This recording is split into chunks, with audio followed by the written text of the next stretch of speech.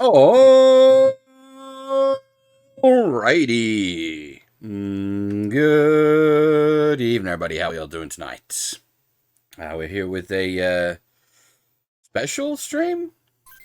You might remember last year when Front Mission 2 Remake came out on the Switch. The publishers, Forever Entertainment, hooked me up with a key of that, and we did a full playthrough of the game on the Switch version, which had some issues, let's say. They had patched most of that for the Switch release, but one of the key issues that was brought up was the translation was pretty bad, and now supposedly all those issues and the translation has been fixed for the port release, as the game is now available on Sony platforms, PC, and Xbox, I believe. And we once again have been provided with a key for it, this time for the PS5 version, which I wanted to check out. I'm honestly really hoping that things are improved significantly over the initial release, because I really want this to be good. Front Mission 2, the remake version was the hope to finally get this available in English, because the only other option for years had been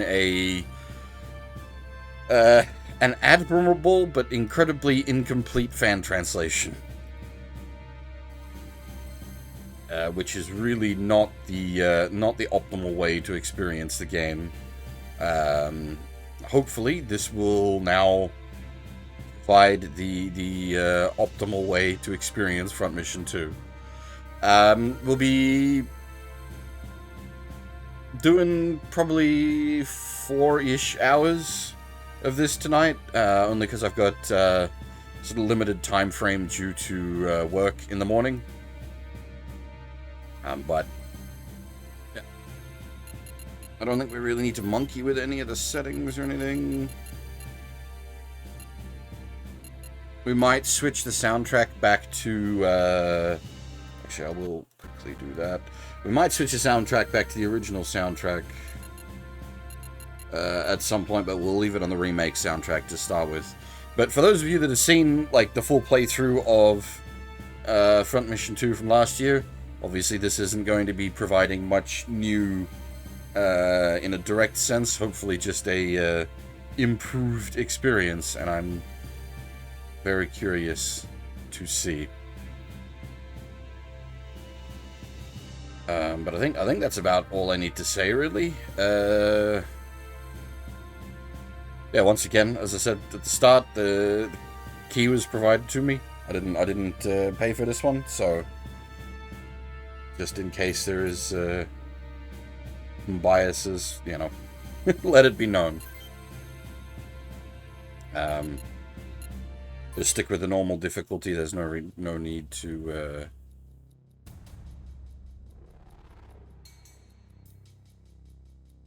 up that.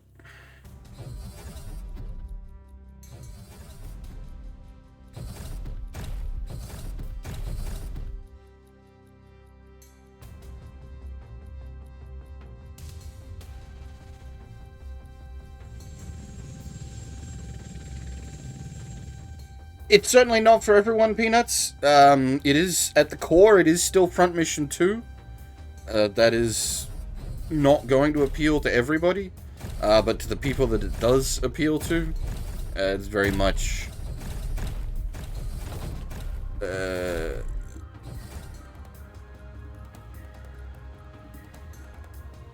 well, like I was saying about the Saga games last night. Except that in the case of Front Mission, it's a series I am into.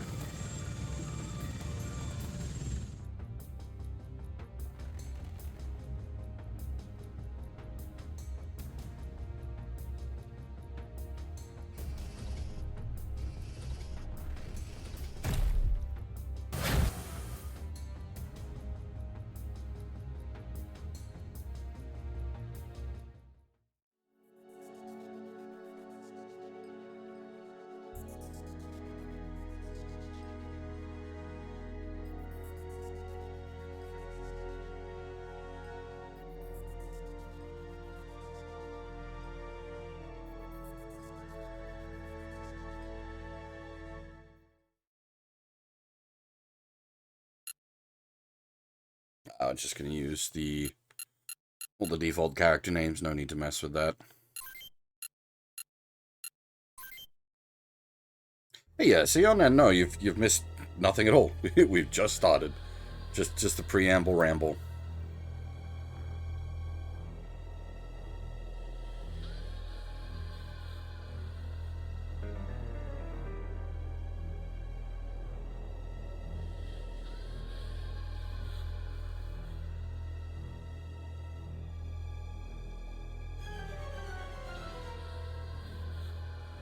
That's right, a bunch of these characters are from Australia. No, Ash is from Alodesh.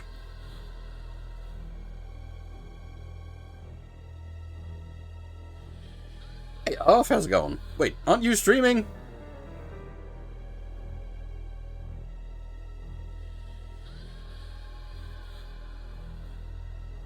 Fair enough.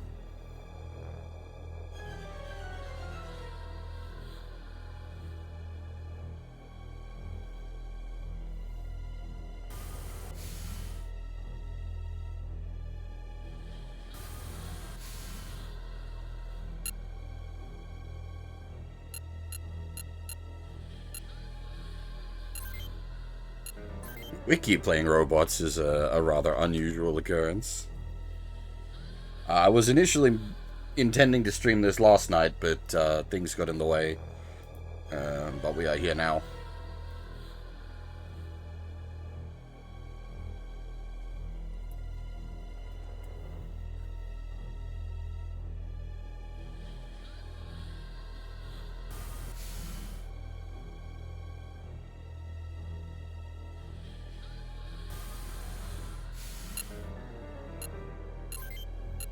Amia was a hard carry for us in the first playthrough.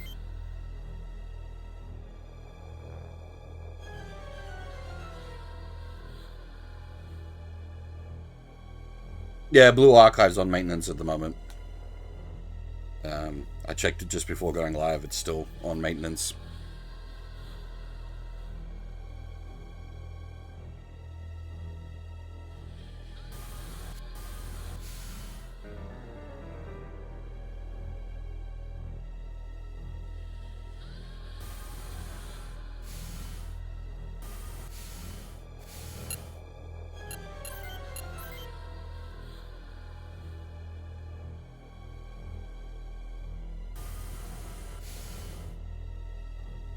Correct, Tough. We'll probably only do a couple of streams of this. This is the PS5 port with all the improvements and whatnot. Well, that's basically what we're here to check out.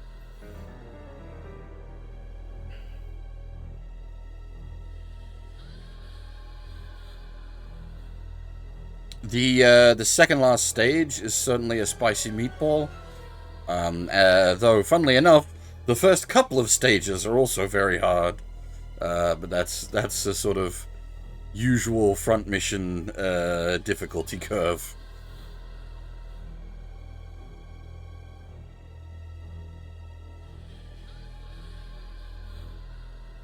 Hey, Dim. How's things?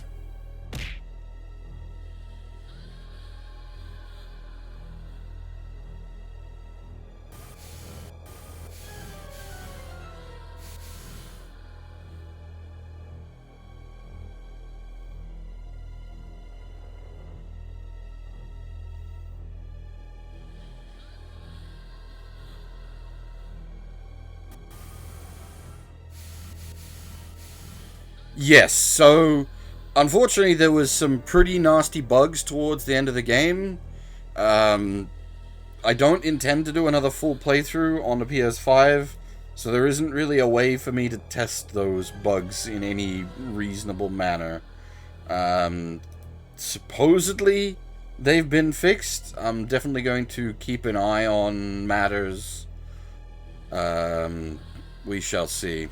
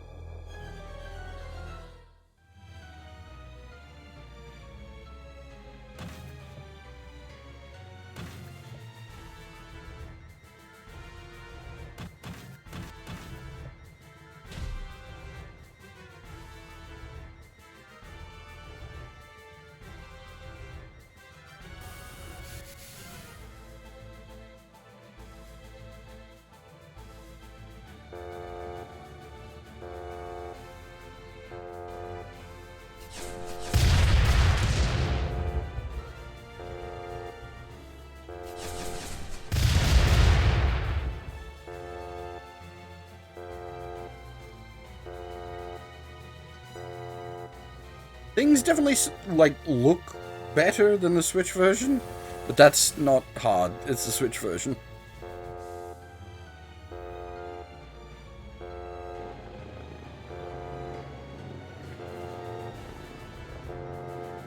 Was it shotguns? There was something that was like... Yeah, I think it was shotguns. That were, like, obscenely loud. Though I do remember saying at the time I didn't, like, necessarily want them to patch that because it was kind of cool. The shotgun oomph was very oomph. But it would definitely, like, non-intended.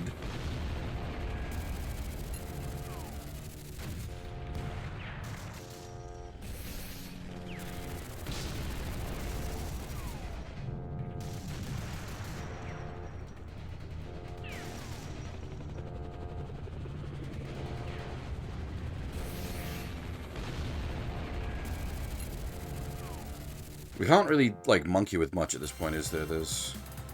I don't know if it's just observation bias. Things definitely look a lot better.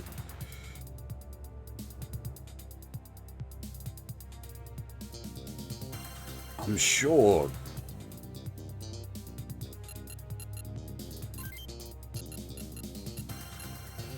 Alright, let's see what we can monkey with.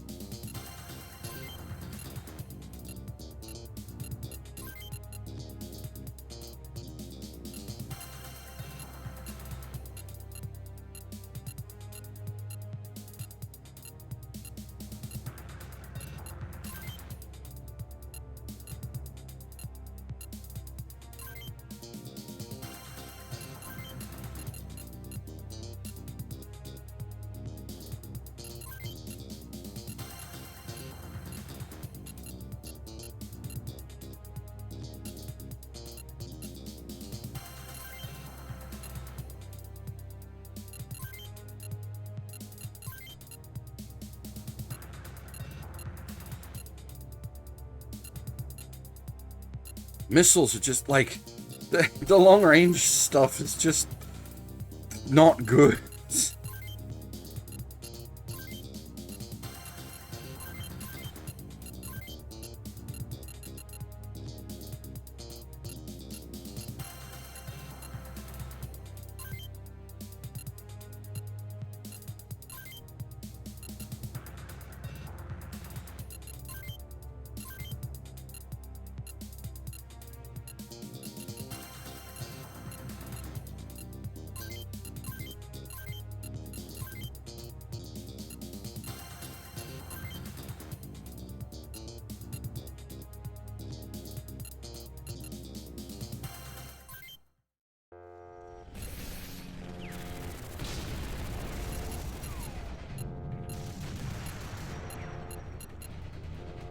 Hey, Snapperfish. Yeah, I was just trying to set things up at least a little okay, because the first mission can actually get kind of spicy.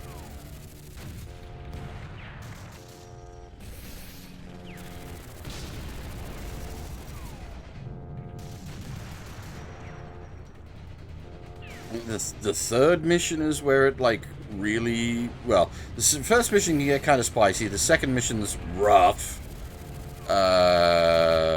The third mission is a grinder. Hey, PM Collector Boy, how's it going?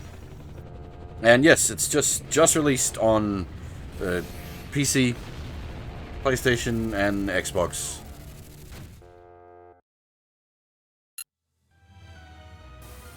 It's a very different beast to Final Fantasy, though. A Square Enix, well, Squaresoft game, but not Final Fantasy. That's for sure. I do so also enjoy myself some Final Fantasy.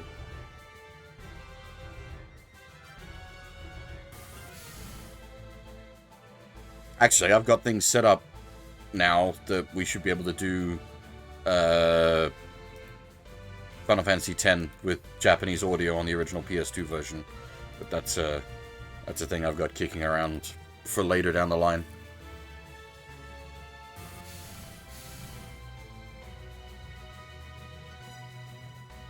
Specifically the PS2 version, not the HD editions.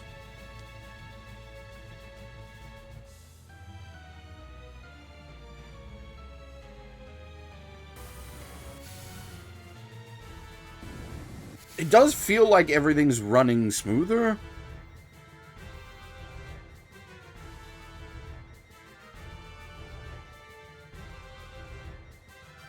Working Designs is a localizer. Vanguard Bandits is Konami, I want to say. You know what? I'm going to check that.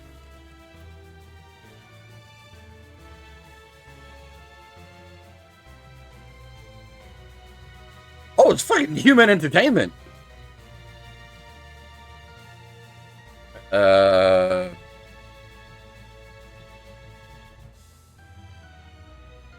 We know Human Entertainment from a bunch of their other games.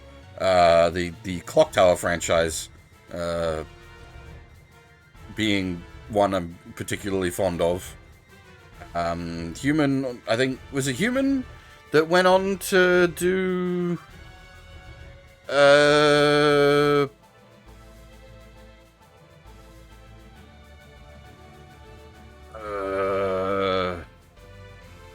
can't remember. I might be getting developers mixed up. I don't want to say the wrong thing. I don't want to attribute them. But yeah, they definitely did Clock Tower, and also the Fire Pro Wrestling games.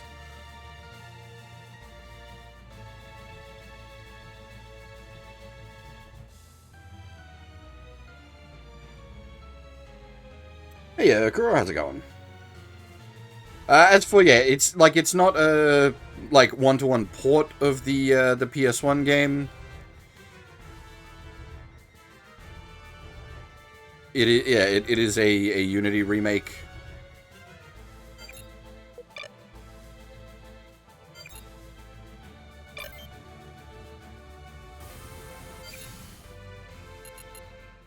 Alright, hang on. Can we...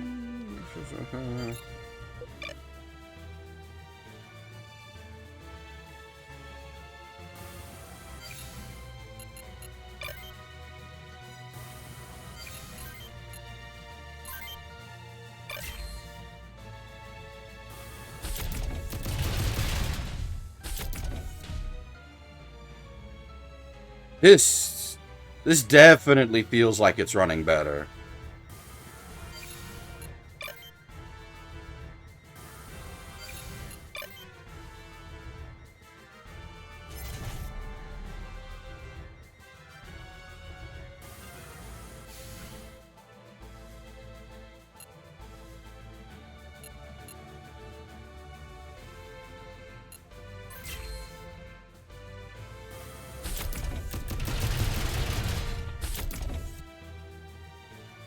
Feels way smoother.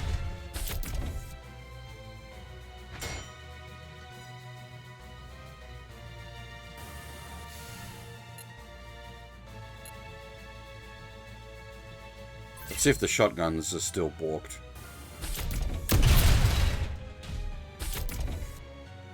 They seem loud, but not insanely so.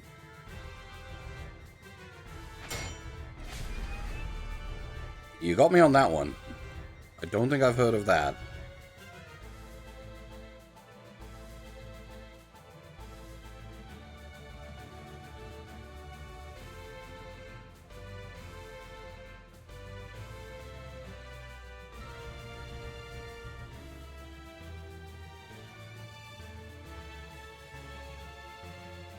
Probably has come across my bench because it looks like a... Well, it looks like an SRPG of some kind with, like, job classes and whatnot. but I'm not familiar with it.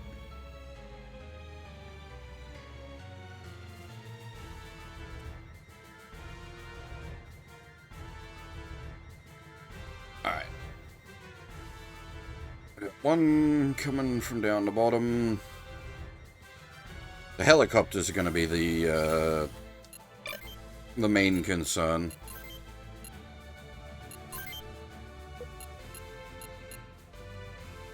That and running out of bullets.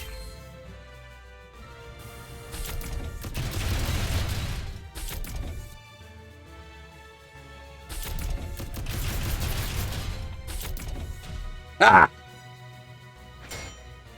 It's, the 1st of May.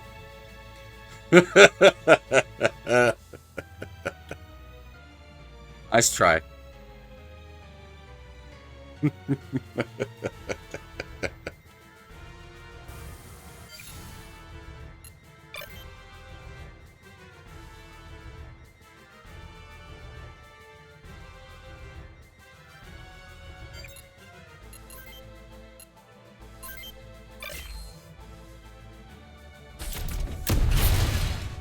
That's right, this game's mad about, like, not using up all your,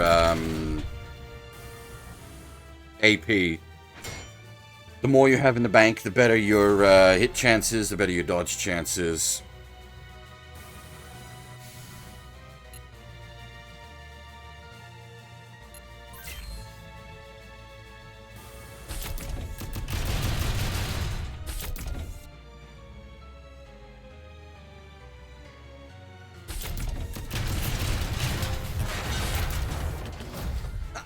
First blood.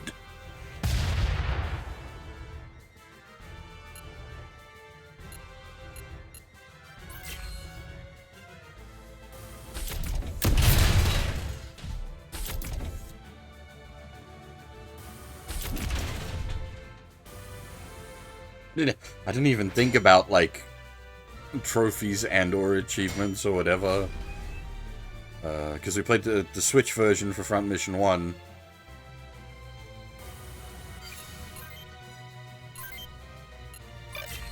And obviously we played the Switch version from Mission 2. Really? That didn't kill the truck? Yeah, bastard. You want to try to take out the trucks here for XP. As awkward as that may seem. Getting some extra early XP is actually pretty nice.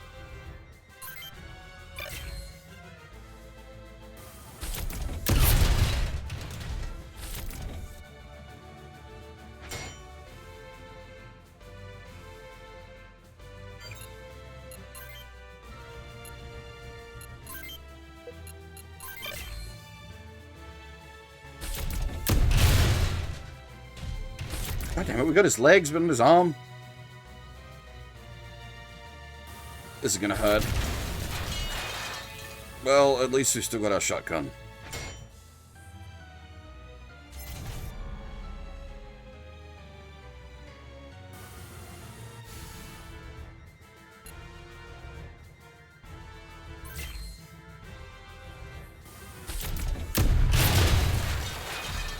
Please tell me we got the arm he was going to punch with. We did! Nice.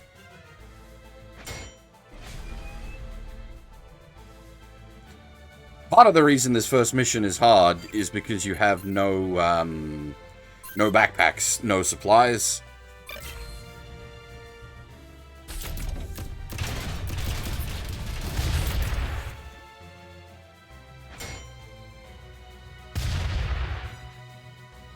So once you start losing arms, that gets bad.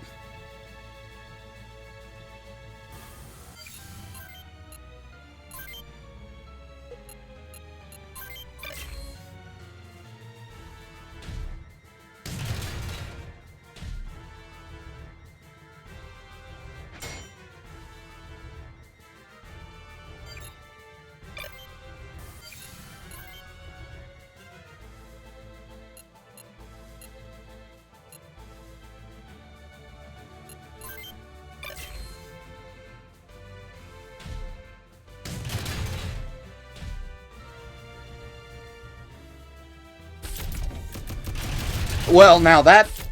at least with the way I built things later in the game, that's certainly not the case. Because I heavily favored the torsos that have integrated weapon systems. Torsos with guns. Those are your friends, because they give you extra ammo.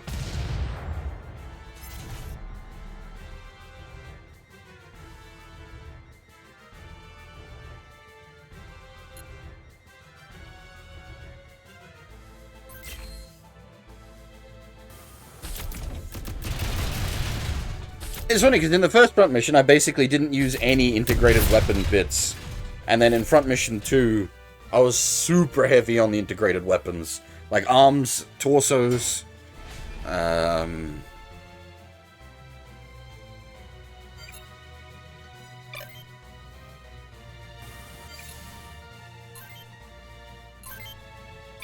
think the only thing that had, like, integrated weapon systems in one were the, how do you call them?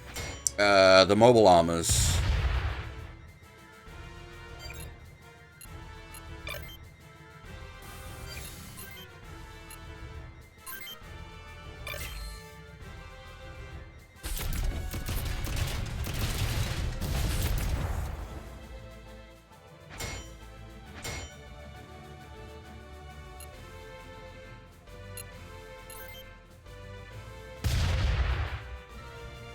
I had decent use of the mobile armors in one.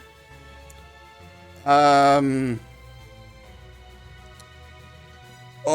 what was his name? The war journalist became our dedicated mobile armor guy. Frederick?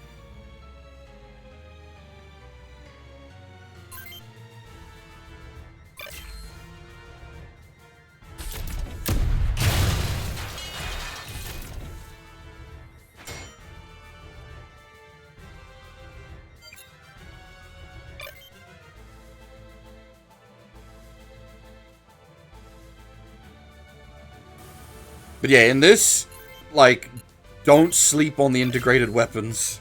The arms and the torsos. They go a long way.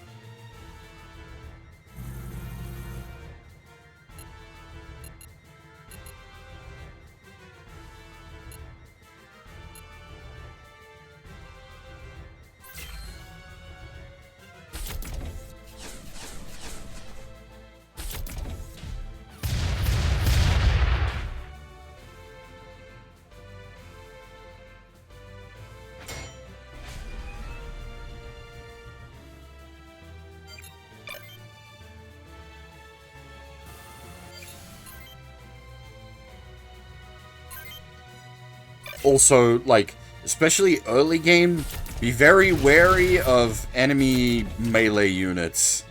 They're just gonna punch your arms off.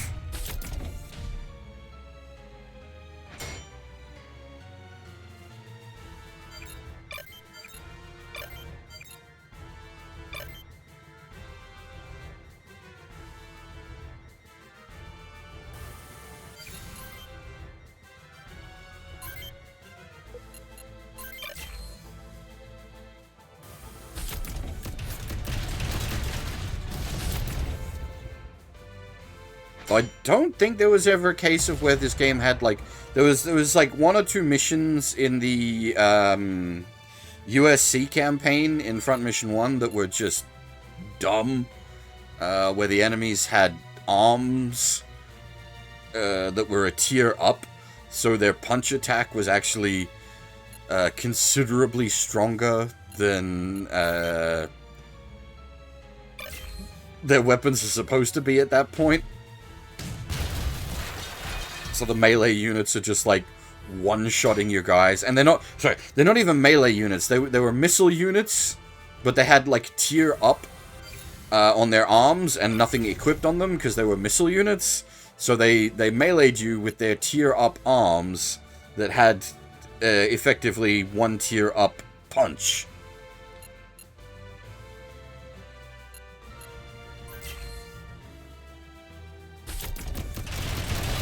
No, this wasn't Hell's... the mission I'm thinking of, you actually... it's on the USC campaign where you have those guys on your side. When you're taking... Is it Freedom City? I can't remember. But yeah, not the OCU campaign, the second campaign.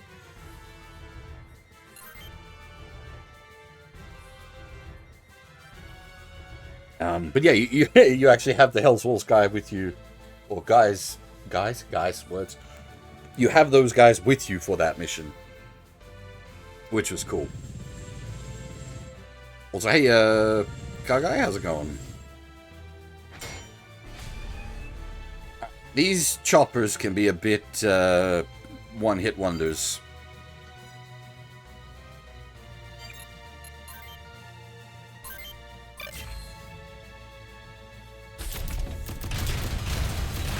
They're not very tough, but they're pretty dodgy, and they can put out the hurt. Integrated weapon systems.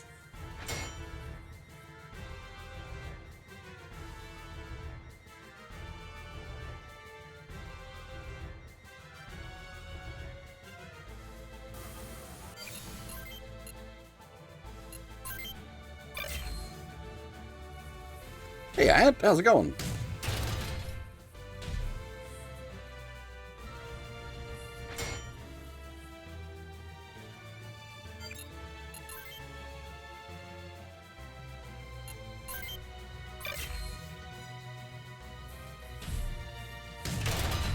No, it's running great so far.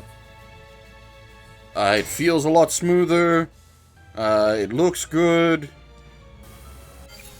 No issues so far.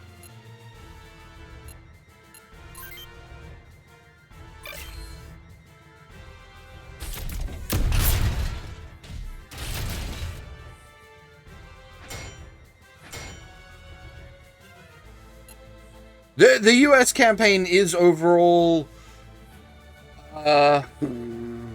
it's spiky, I think is how I would put it. The first mission is pretty fucked.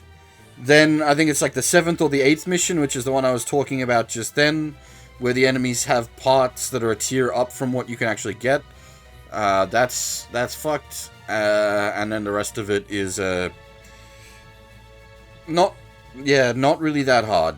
The OCU campaign, it's like a inverse difficulty. It starts out pretty damn hard, and then by the end of the game, you're just creaming everything.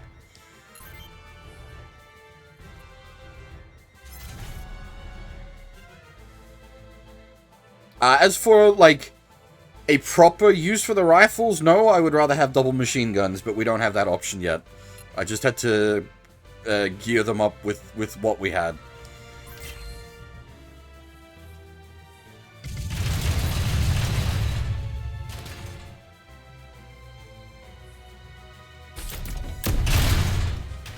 Generally speaking, my, like, short units are equipping double machine guns.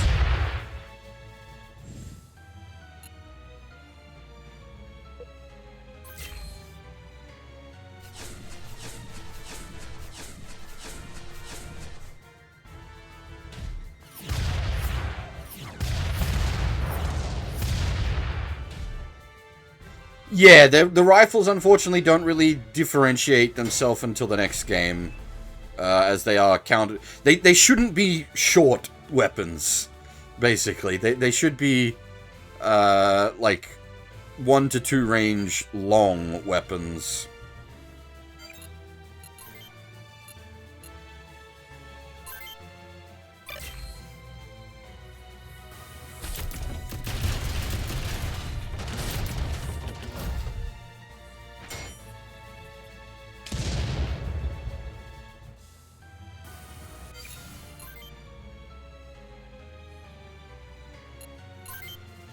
The only, like, real use I could think for them is for, like, blowing through something with, like, really high defense. You needing to do, like, just a high single burst, but I don't recall that ever being the case.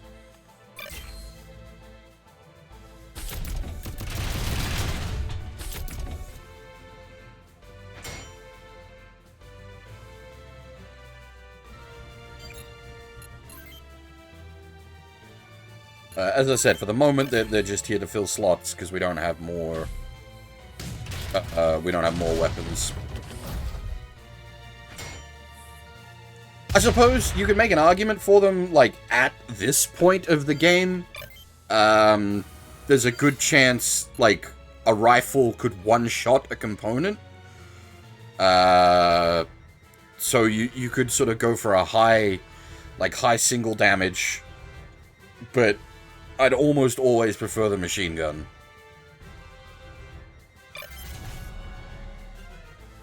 For the more consistent damage.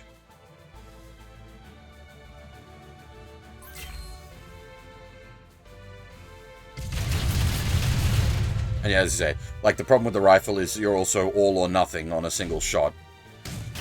If that shot misses...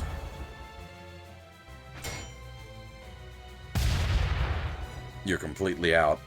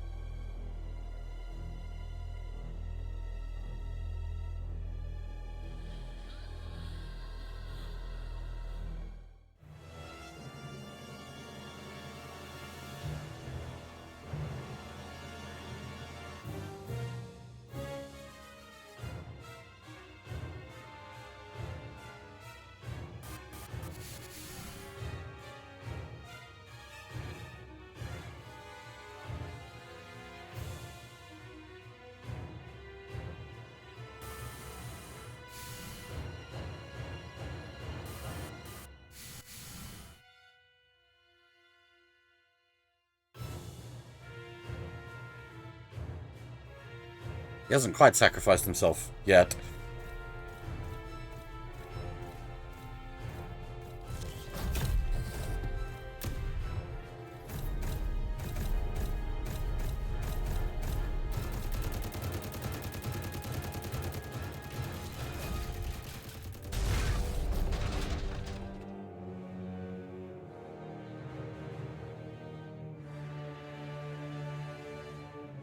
Griff, you will be missed.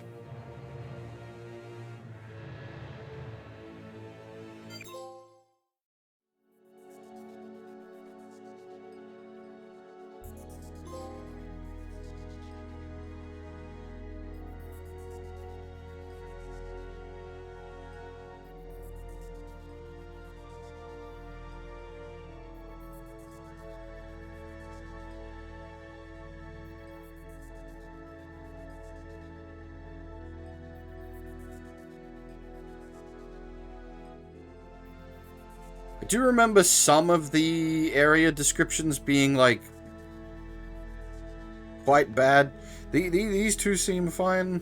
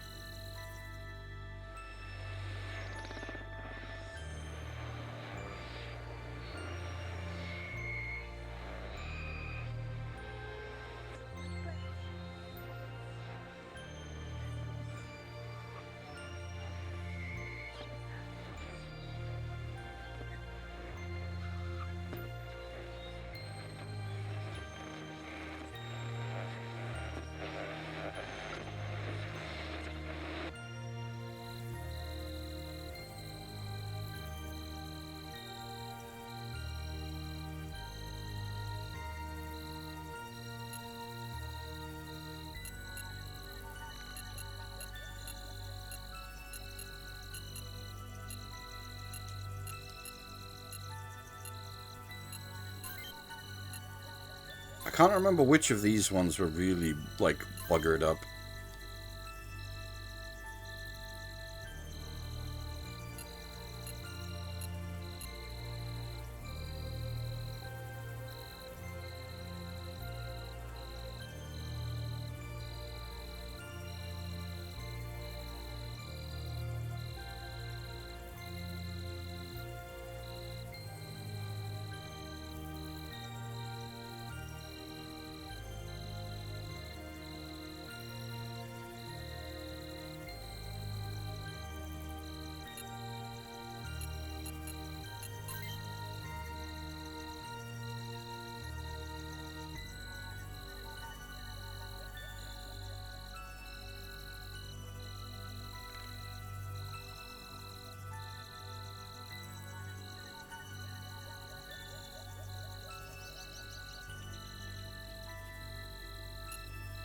Yeah, these all seem pretty alright.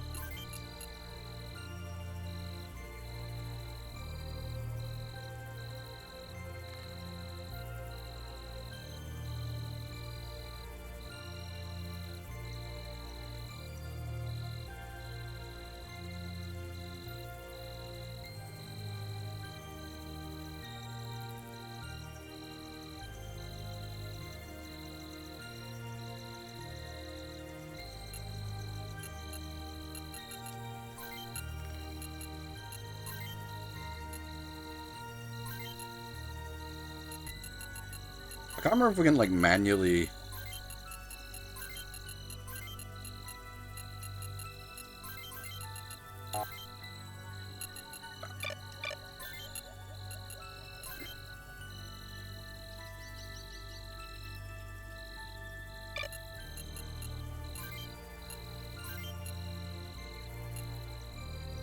This is where some of the English popped up.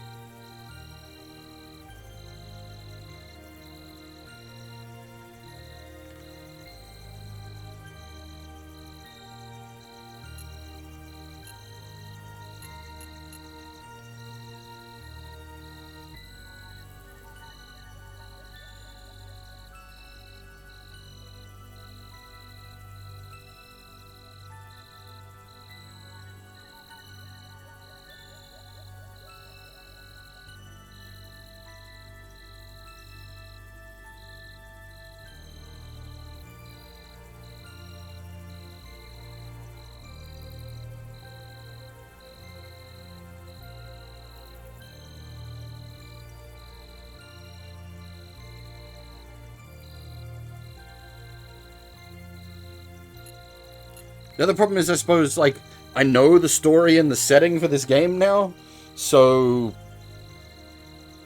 information being presented in a slightly confusing way is less of an issue for me.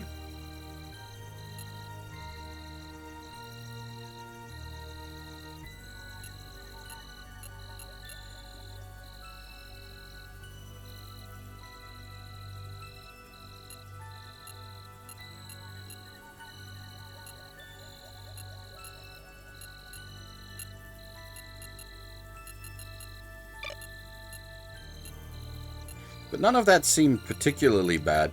But I don't remember where the worst of it started cropping up. There was some bits of the network stuff in the Switch release that were, like, just monstrously bad.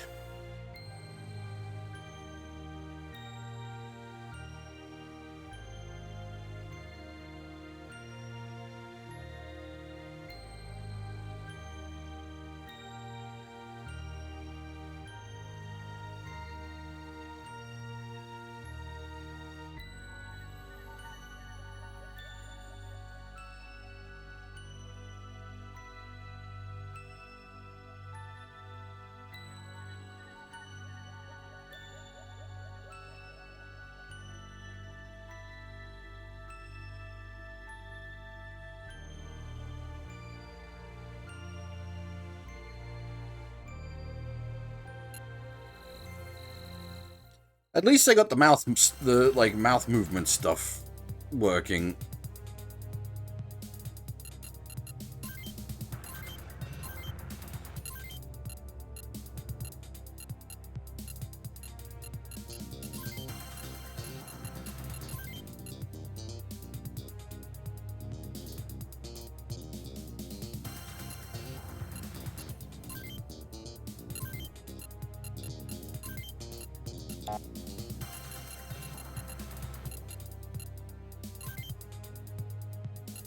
The reason that's stuck in my head is because the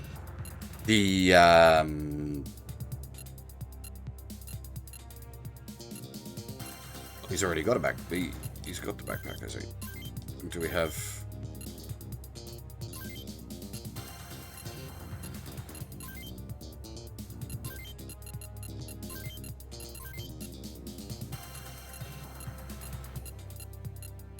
Losing one square of movement is harsh, but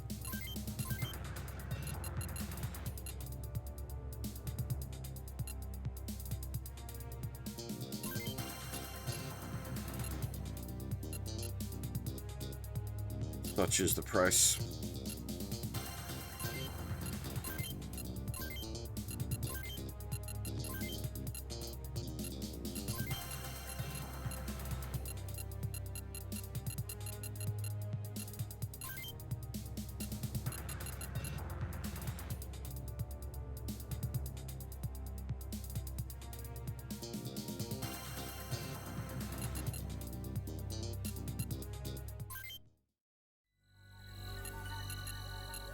I feel like the load times are less.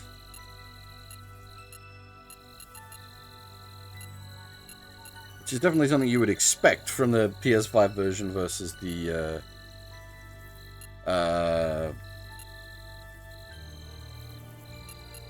Switch version.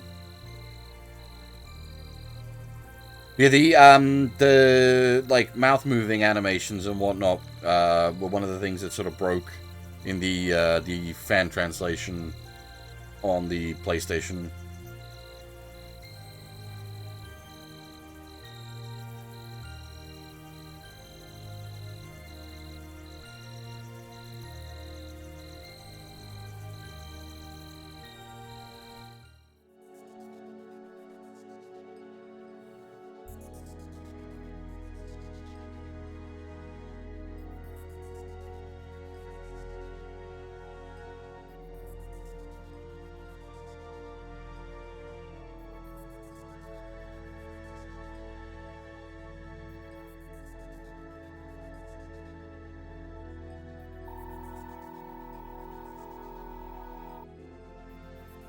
I don't remember the eyes, to be honest. It might be that the eyes work and the mouths don't because of the mouths talking are tied to the text, and obviously that's what they monkeyed with in the fan translation.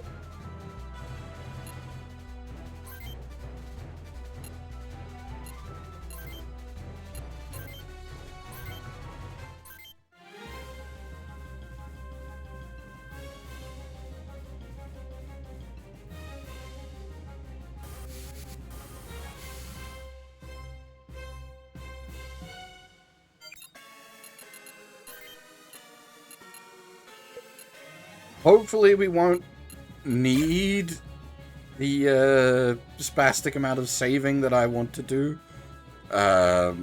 Hopefully we won't be encountering bad crashes. Oh, again, I remember that the crashes were largely late game. Hey, Zappa, how's it going?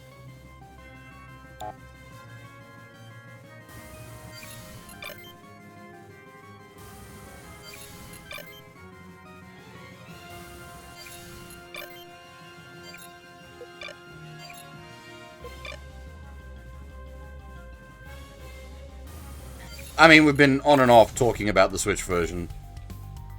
It is it feels better. It feels like it's running a lot smoother. We haven't had any, like, crashes or anything yet.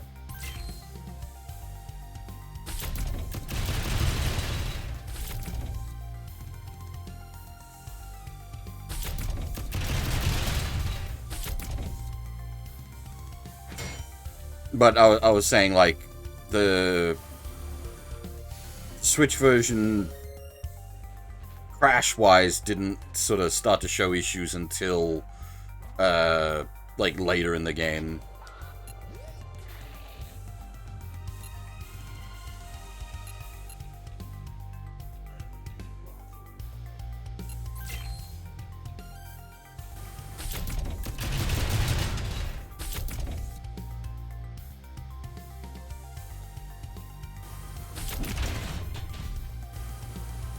The movie sequences towards the end of the second last map.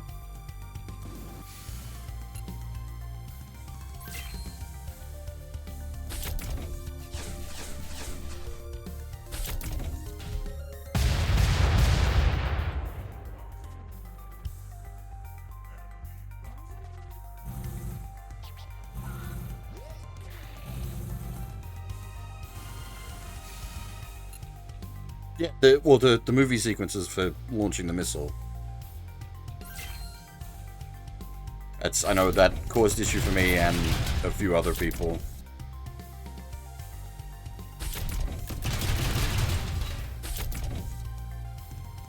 But, like, just visually it looks better.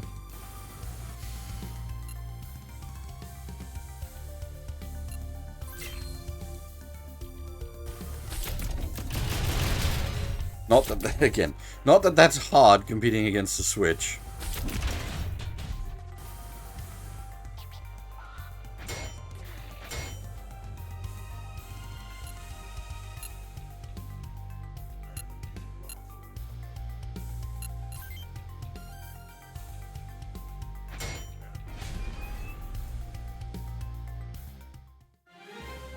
Yeah, I mean, I've said that a few times now. Like, for the initial release, I was hoping, like, this would be the, you know, the definitive way to play Front Mission 2. The rain and the codec thing are a 3-minute cooldown.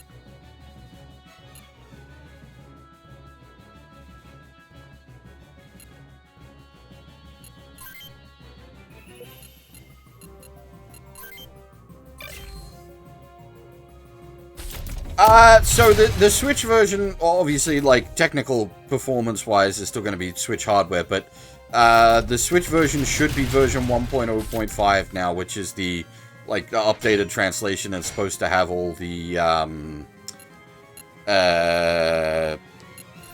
bug, like, crash fixes and whatnot.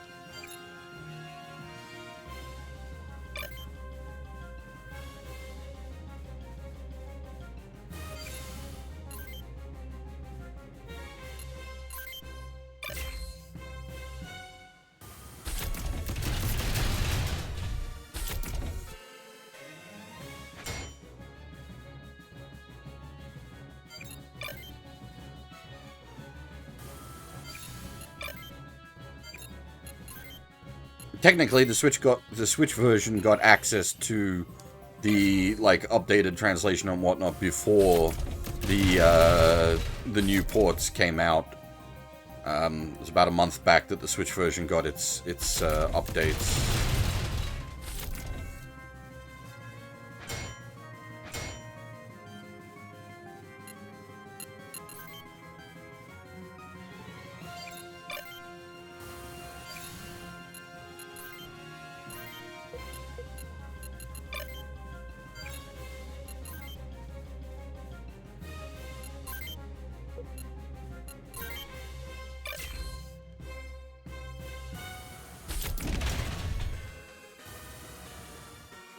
The heal bots are a pain in the butt. Because they put enemy limbs back on. Speaking of limbs, there goes one arm. This is very, very definitely Front Mission 2. There goes an arm.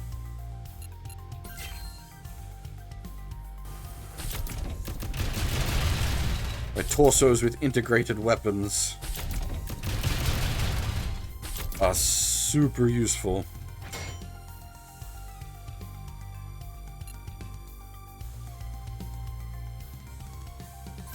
We're more than likely going to lose an arm, if not both arms, on Ash here.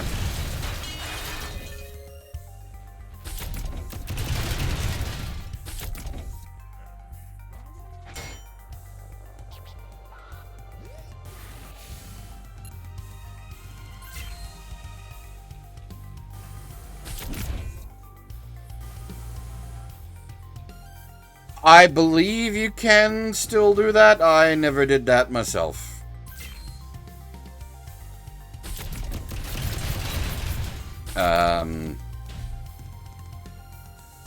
That's kind of like cheesy exploiting game mechanic shenanigans I'm not really down with.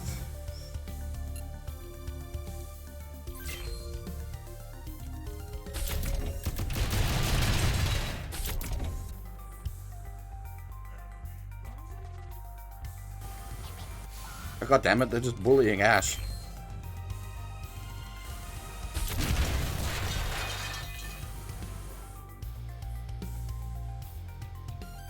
We can put one of his arms back on.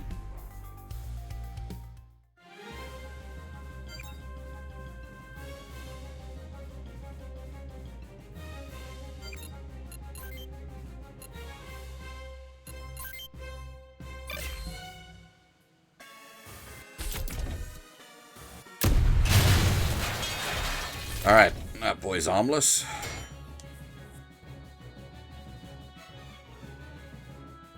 I'd really like to disarm the commander, but I can't get around to him.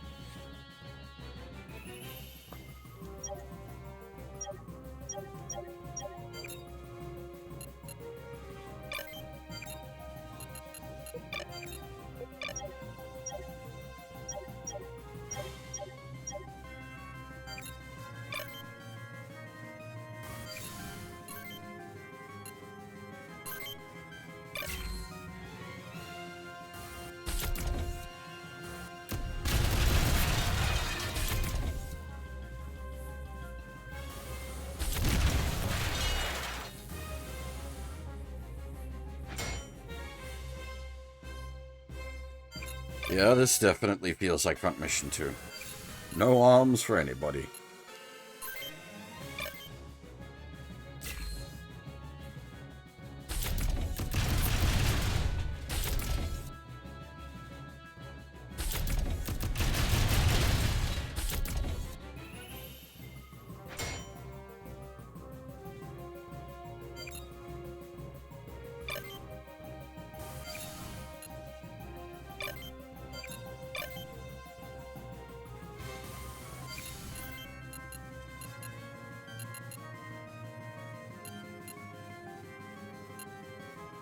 Honestly, I found the grenades to be pretty much useless.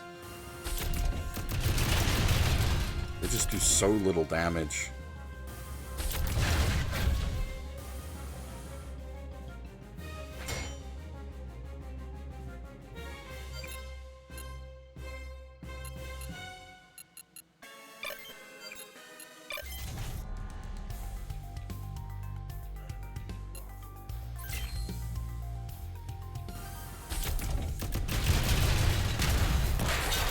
Probably shouldn't have charged so hard forward with Thomas, now that I think about it. Because of the way this game's mechanic works with its AP distribution.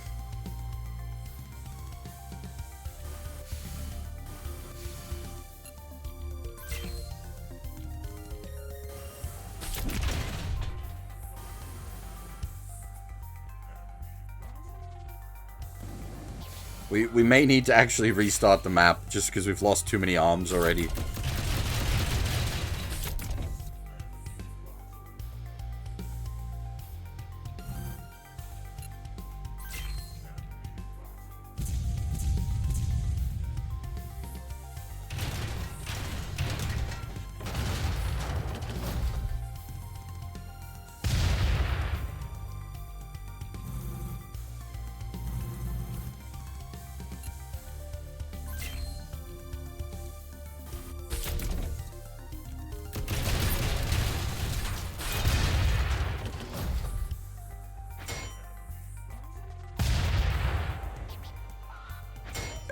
I might take it from the top. We've lost too many arms already.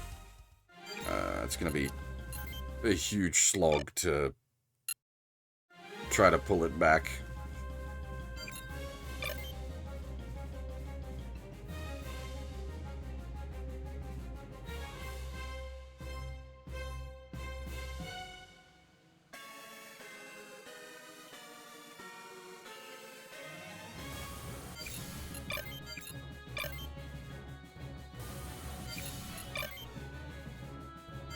Try to abuse the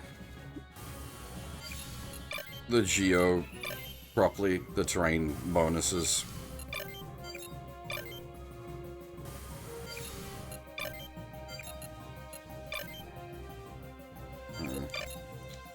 But I'm gonna... I forgot Ash is set up such that he has 1 extra square of movement.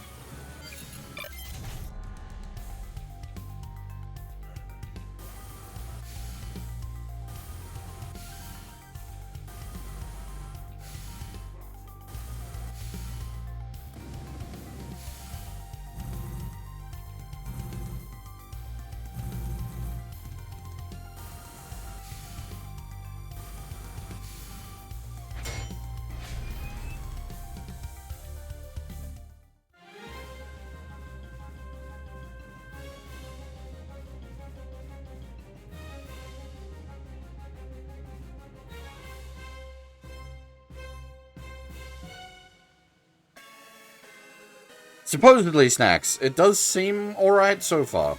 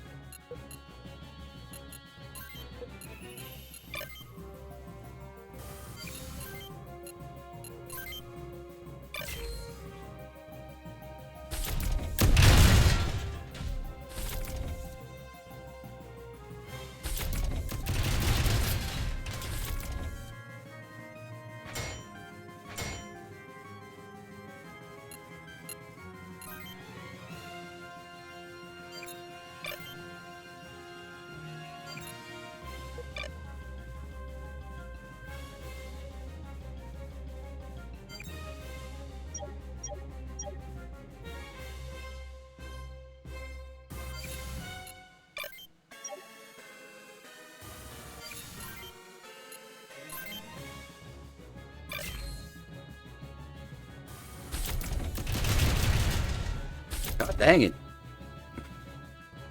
It has not broken any of his bits.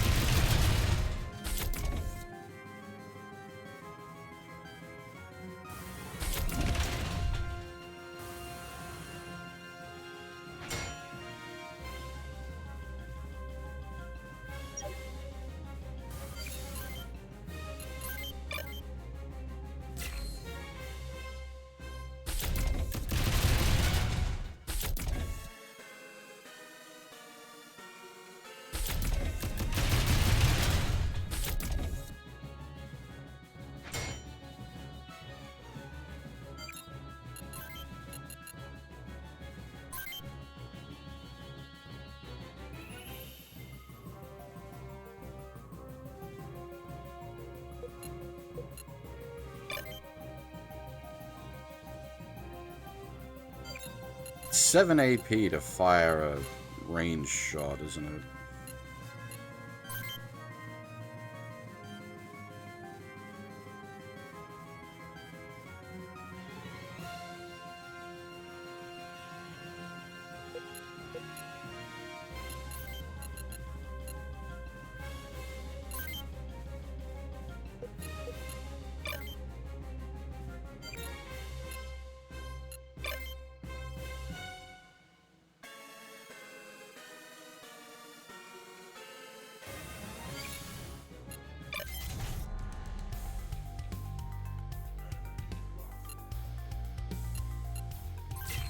Hey, Starman.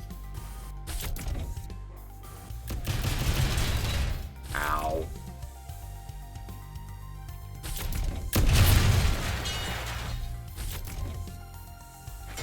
Well, at least we got one of his arms.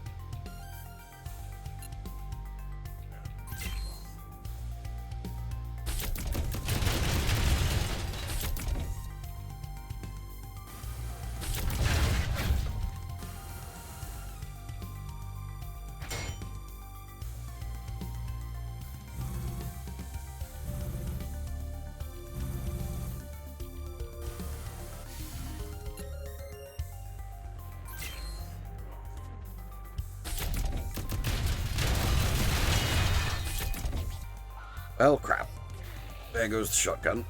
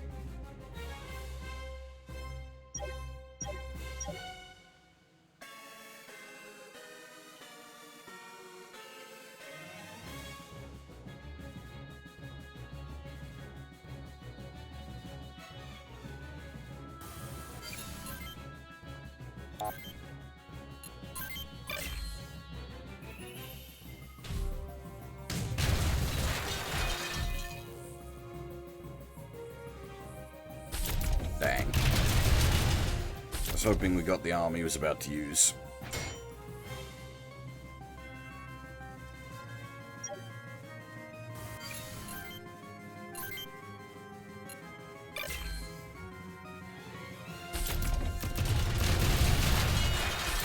Alright, Commander's armless.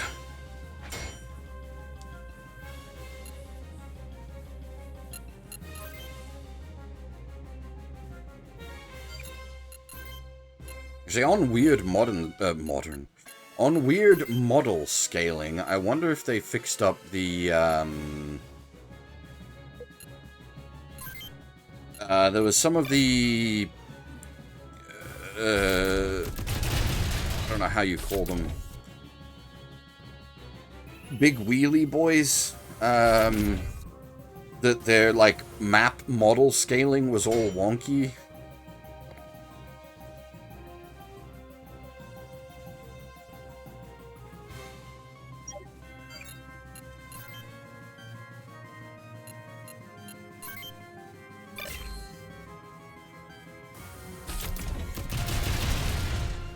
Oh, seriously?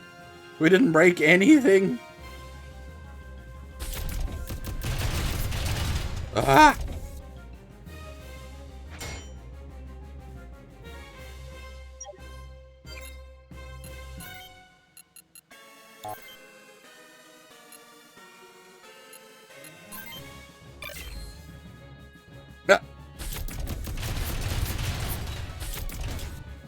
Yeah, Vatio, how's it going?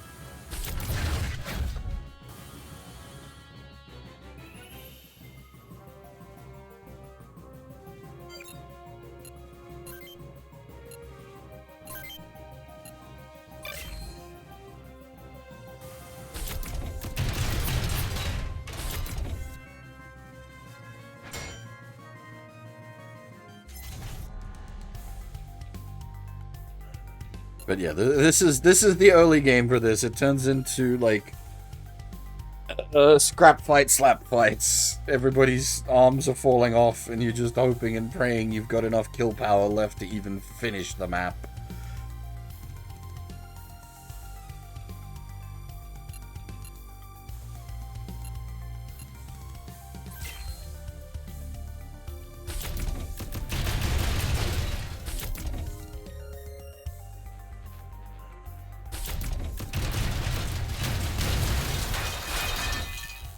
Alright, that's good.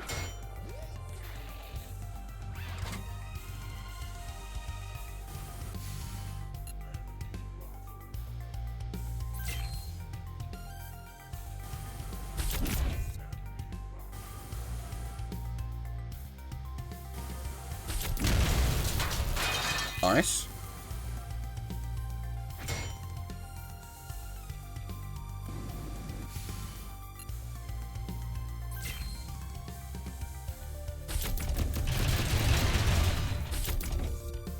Oh boy, Thomas is about to start falling apart.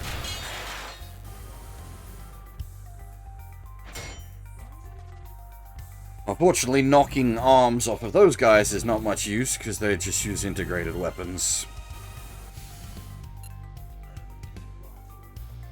We will be very lucky if our arm doesn't fall off here.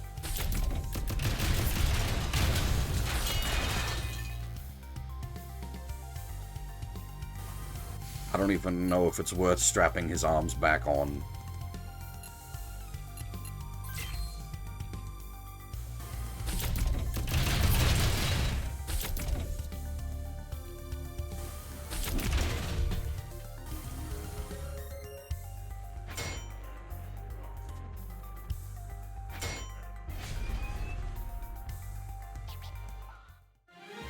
Wait, is fucking... Oh. For a second there, I thought Ash was in a panic state. I was like, what the fuck?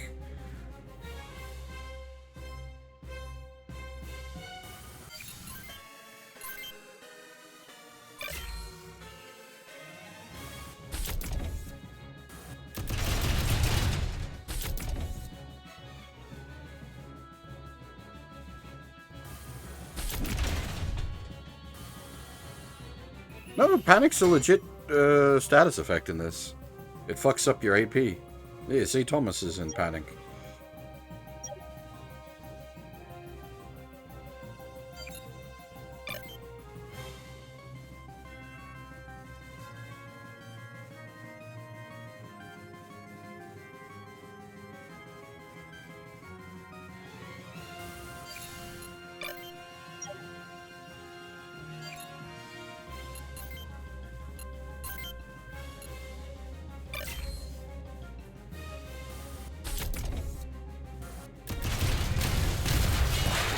Nice. Got his arms.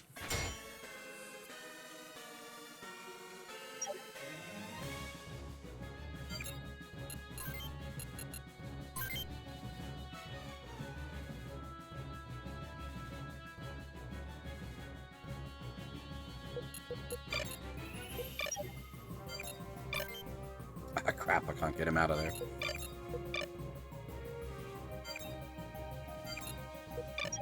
You will die, Peanuts. You will die in one map. Do not do that.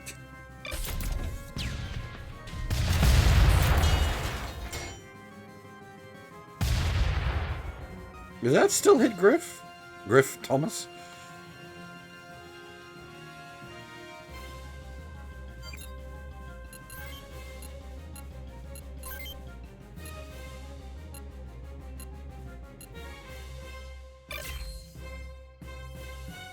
We can get this guy's arm.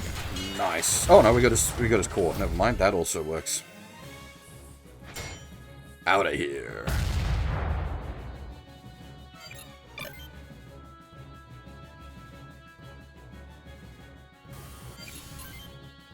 I can't remember how.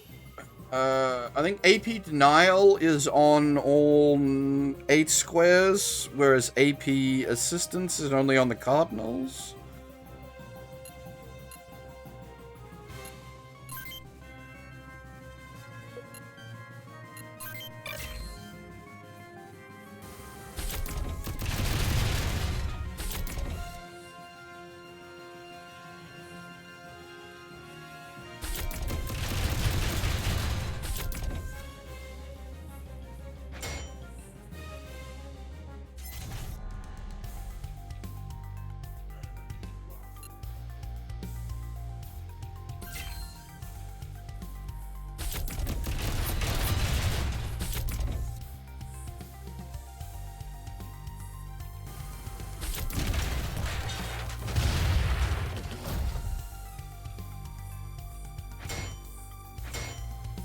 Nice.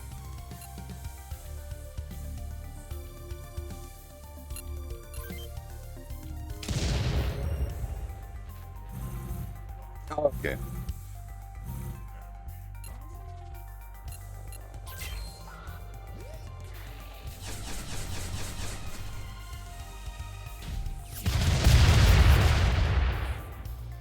Basically, you want to be going for the cardinals.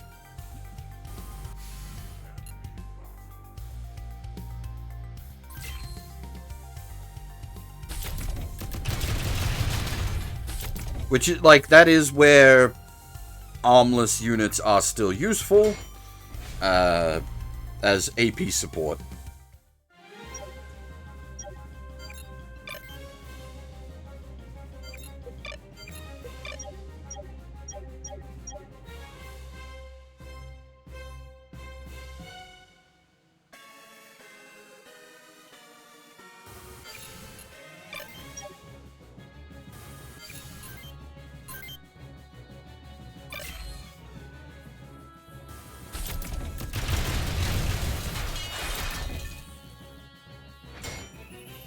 Alright, this side of the field is under control.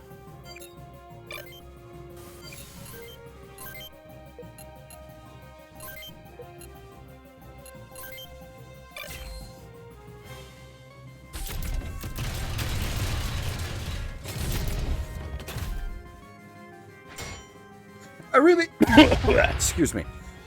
I really like the mini repairman worker units.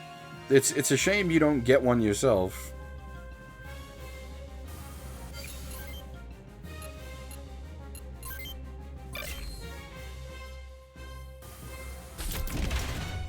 Two! Well, he can't counterattack because he's a missile boat.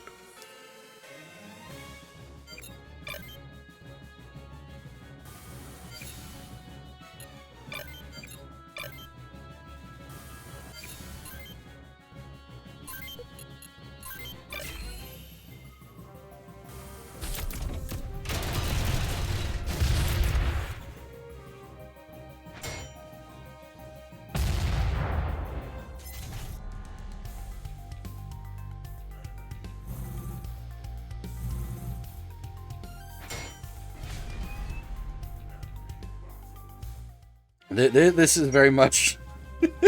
Welcome to Front Mission 2. Everybody's limbs are on the ground.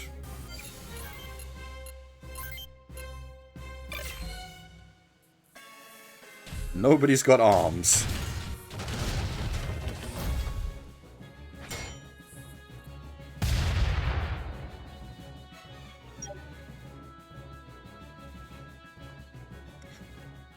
Yeah, no, yes, we did a full playthrough of the Switch release. Unfortunately, the Switch release was subpar.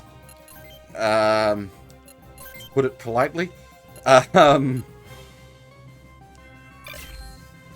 They've just released ports onto the Sony platforms, PC and Xbox, and we are currently checking out the PS5 port.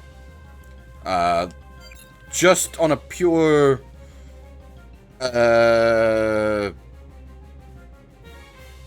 what's what I'm looking for? Like, the game already feels like it runs better. It looks better, it runs better. It's already an improvement in that sense. The translation quality is hard to say so far.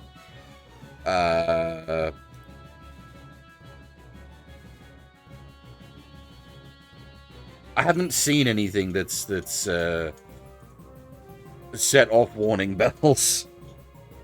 Also, hey, video sent. How's it going?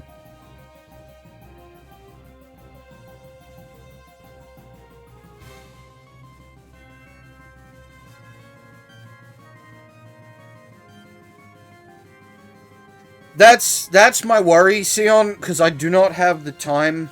Like, you know how big the backlog is at the moment. We've got so many things going. I do not have the time to play through the whole game again.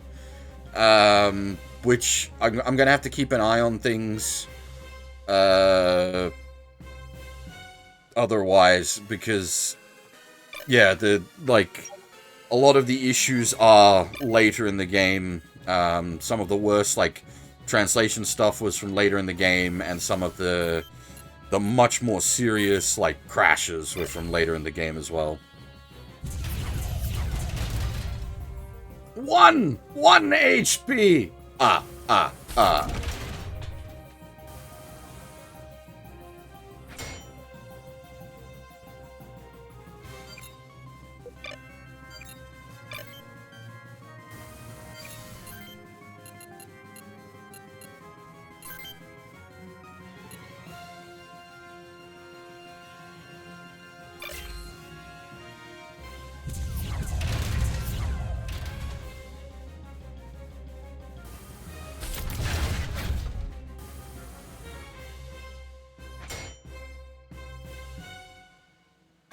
Yeah, Sabo, is the game good?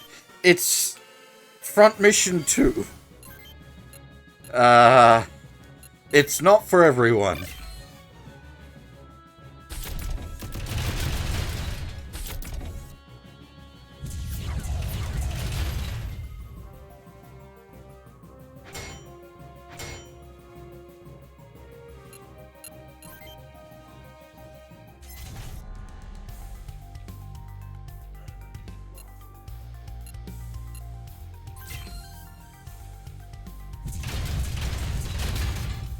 There are... How do I put it?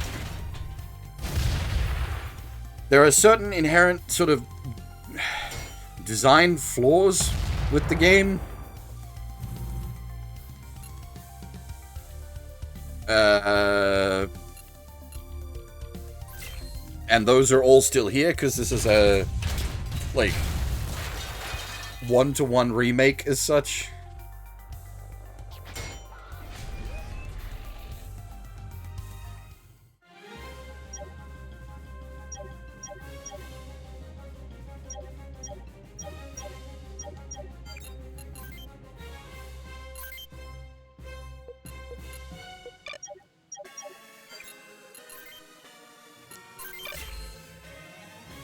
So, because they're also working on a Front Mission 3 remake.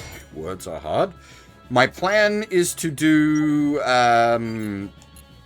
a playthrough of one of the scenarios on the original PlayStation version, and then when Front Mission 3 Remake comes out, we'll do the other scenario in the remake. And that way we can do a sort of fairly direct points of comparison.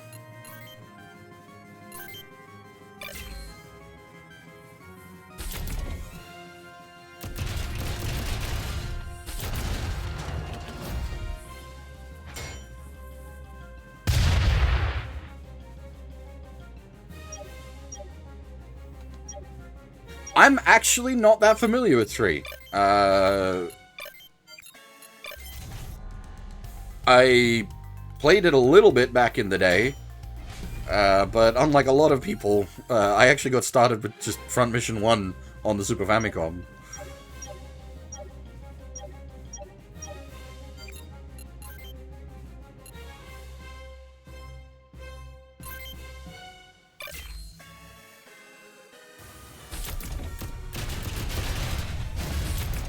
I'm also particularly fond of Front Mission Gun Hazard.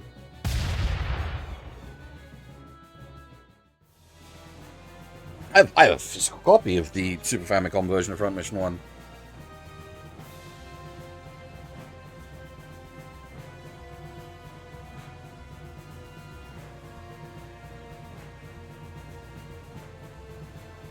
Actually, I have most of the Front Mission games.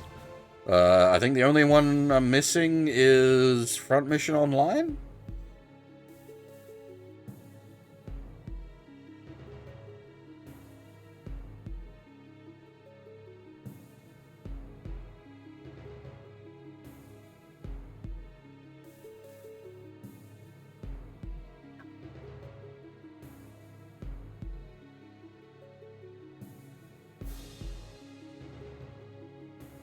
Yeah, I need to track down a copy at some point, just for the sake of completing the collection.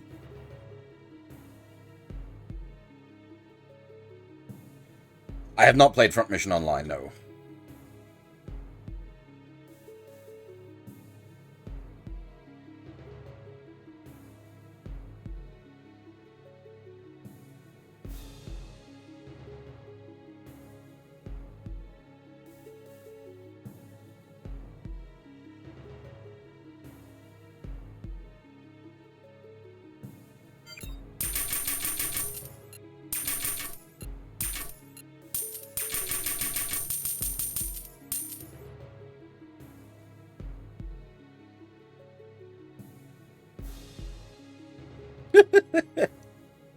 You can't even break even on this mission.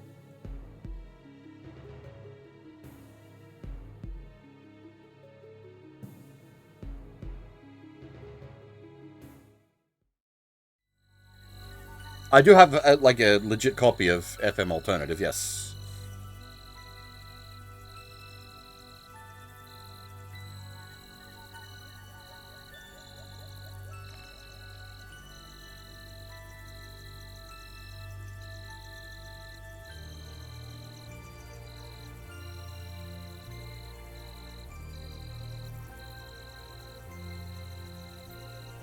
As I said, I think the only one I'm missing is online.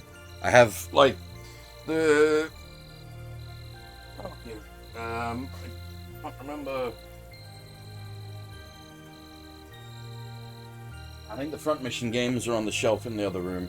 I love Gun Hazard, but then I really enjoy,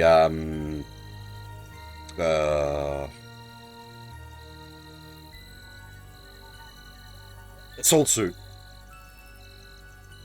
Valken and Linos.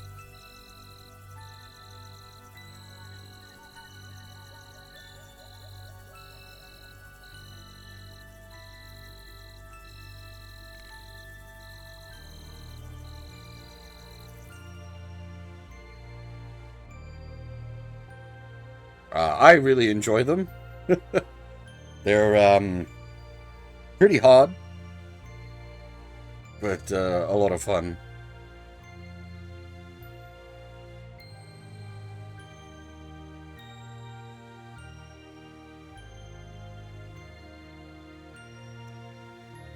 Similar, yes. I don't think Metal Warriors runs on the exact same engine, whereas I think Gun Hazard did pretty much run on the same engine as the Assault Suit games.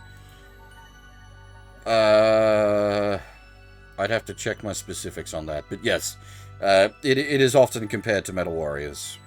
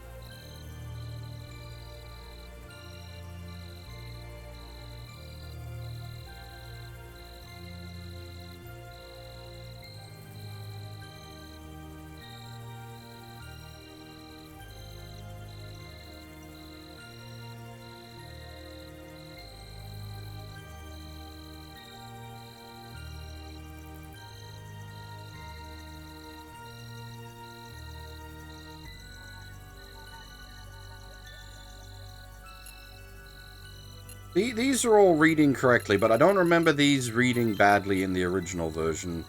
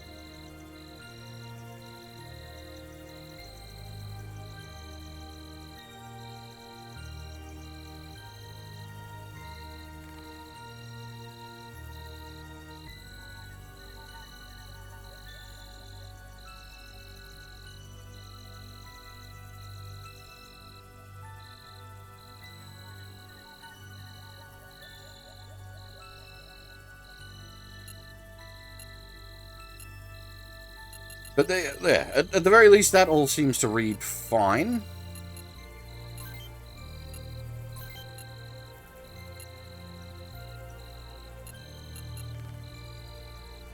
Nothing new up here.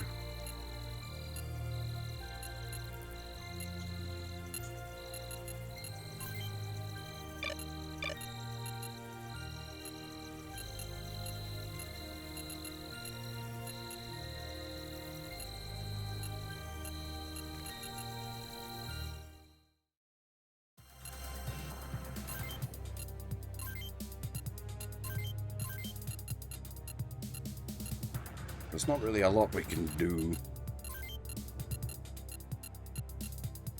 Give this boy a shotgun without fucking with his weight too badly.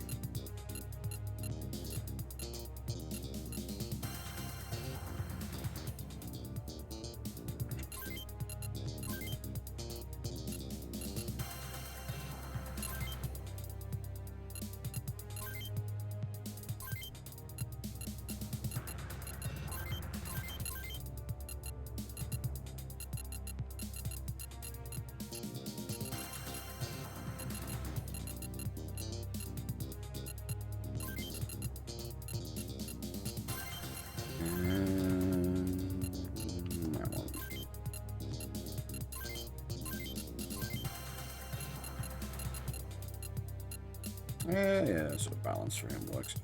Heavier on the fight, but still want him to be able to shoot shit.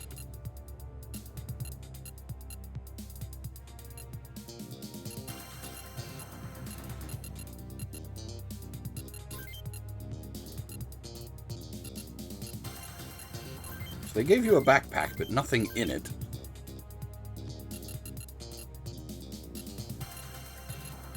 Just don't have much to work with to start off with.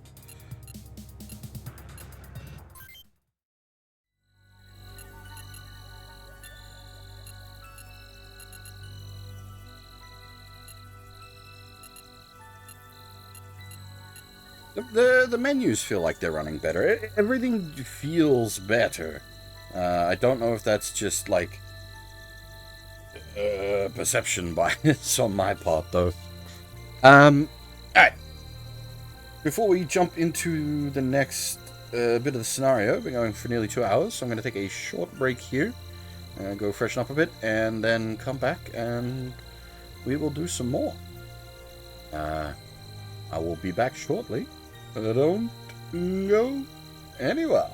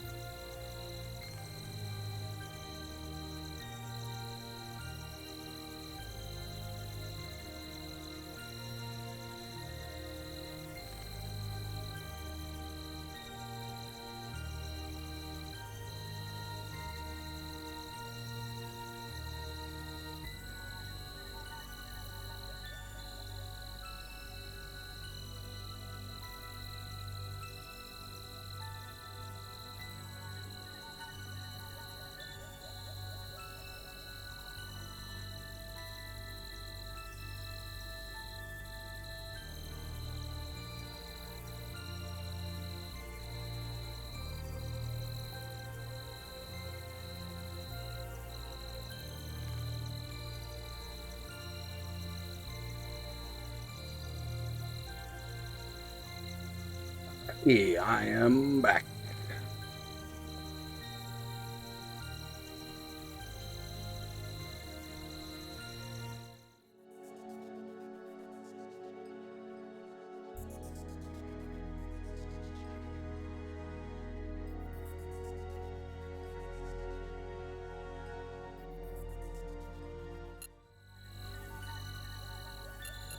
Oops.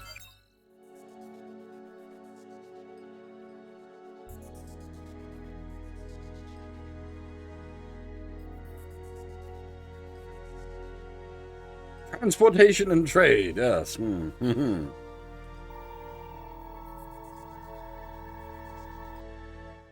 Nothing sauce.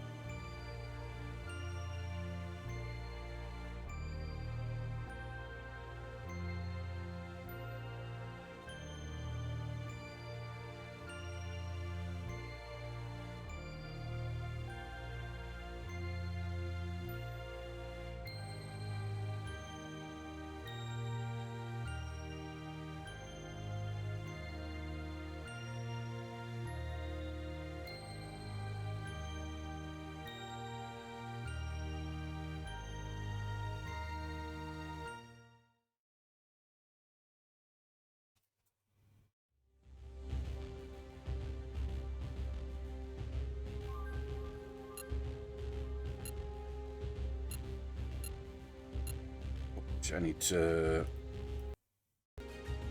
do that quickly, sorry.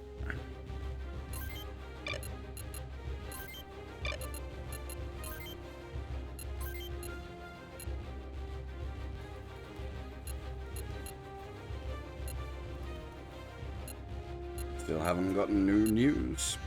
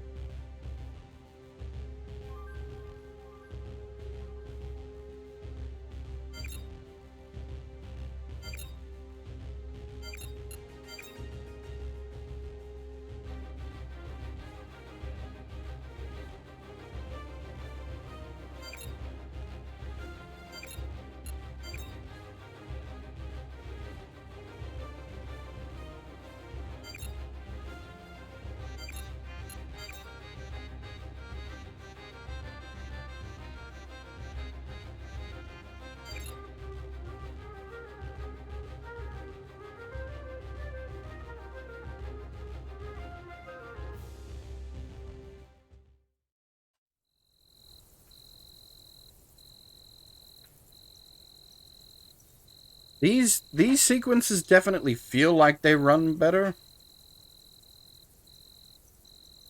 I think there's a bombing run sequence in the next mission. That'll probably be a good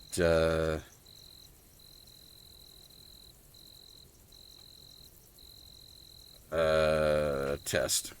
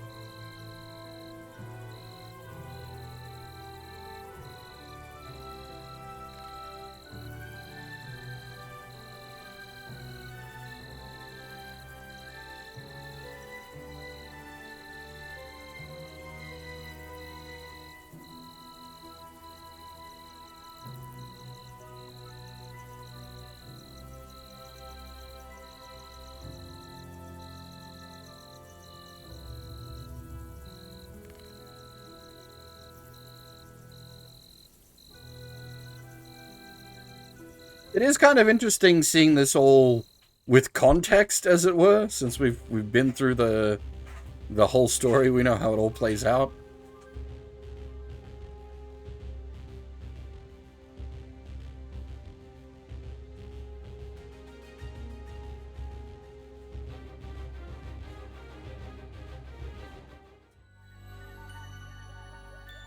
And like, because we went through all the fluff in the original playthrough in all of its Englishy glory.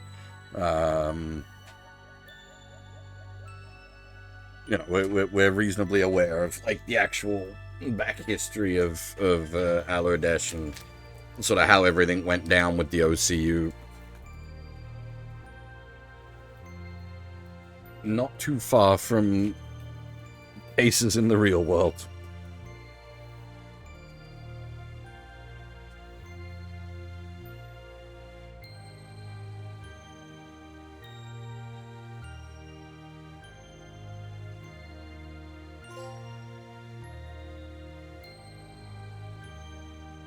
Heck.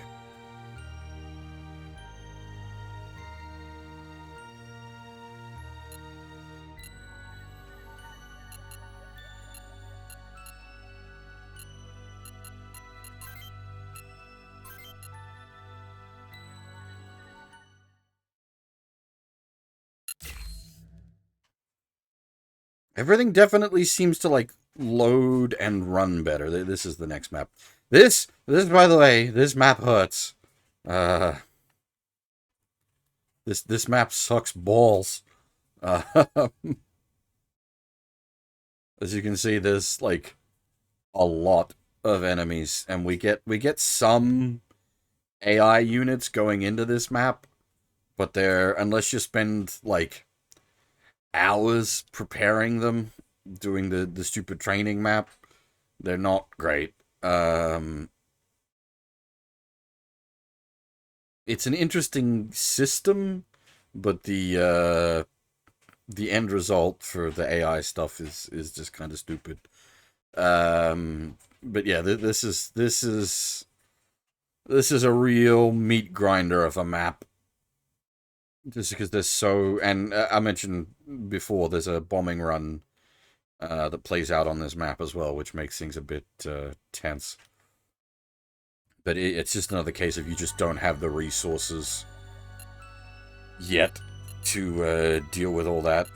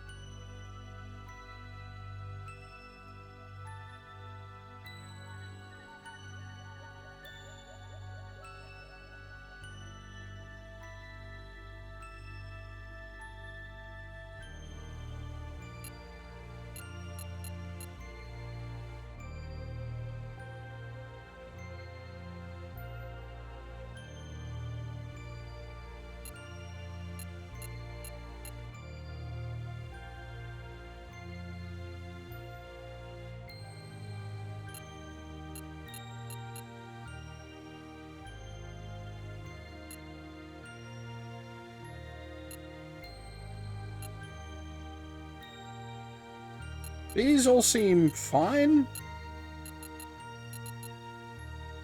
I don't think we're meant to have access to any of the other,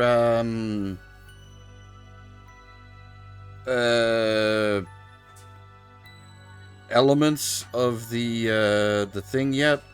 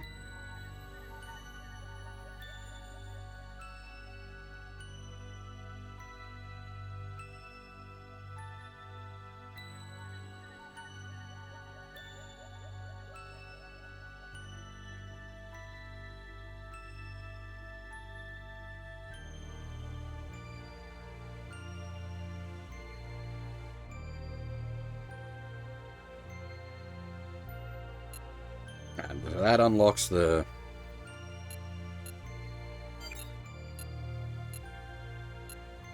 training thing.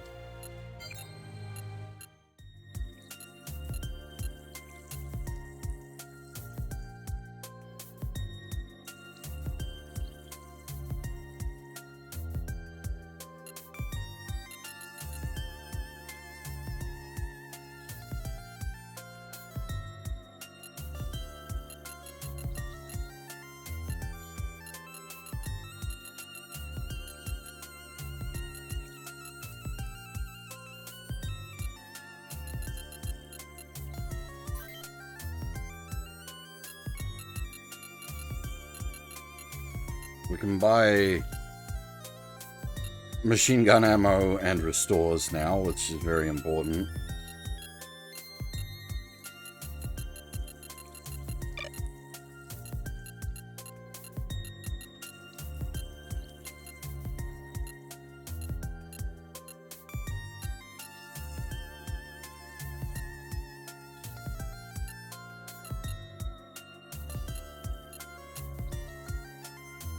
Backpacks are also important.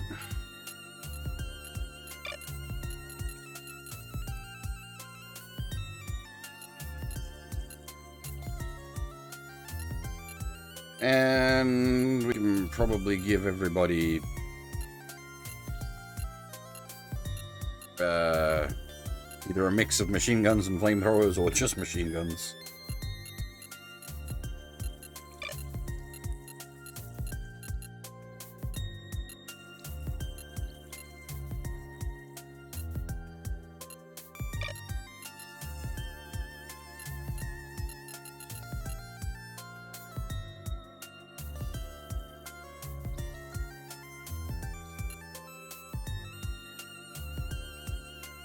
Okay.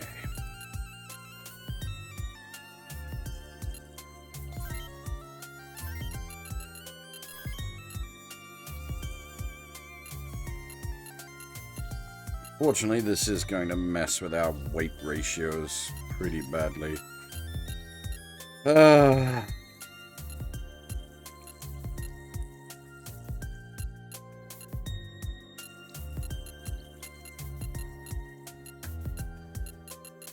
These aren't even like good backpacks yet.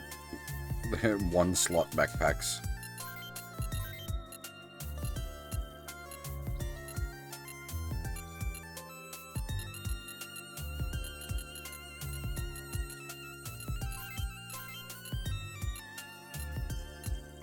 But yeah, the prices are more on the actual mech part rather than the backpacks and weapons. With 1,000, we could not even build a full mech.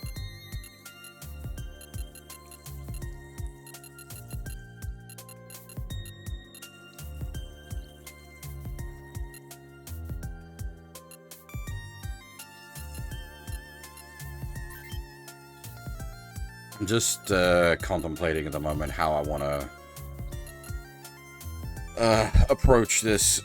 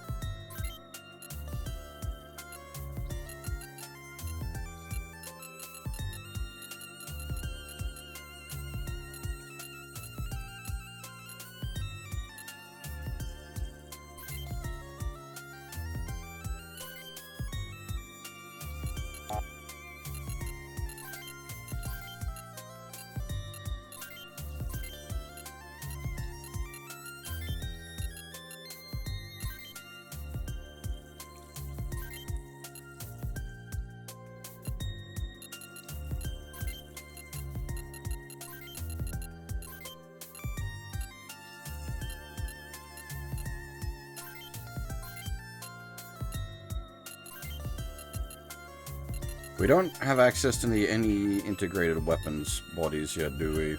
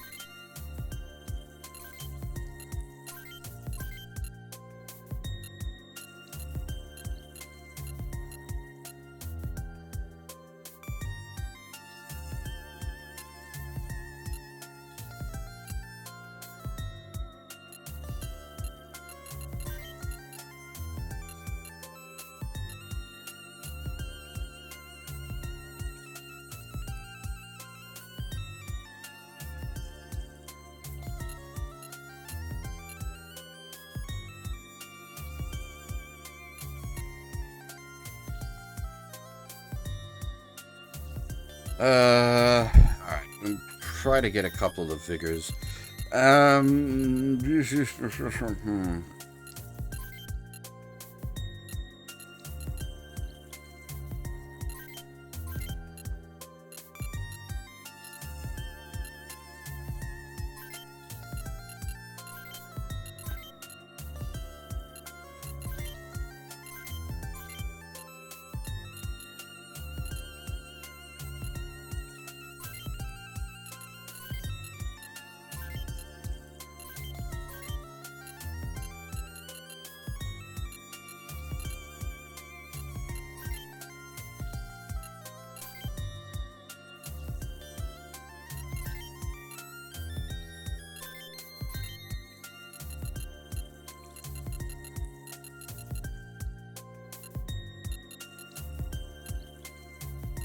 Okay.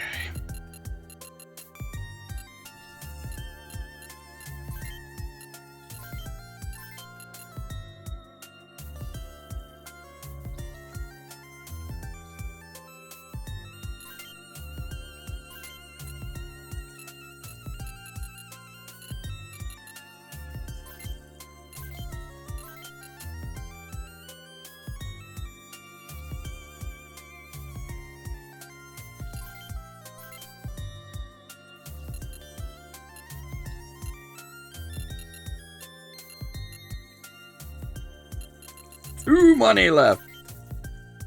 Thankfully, we can sell off some of the scrappy bits, but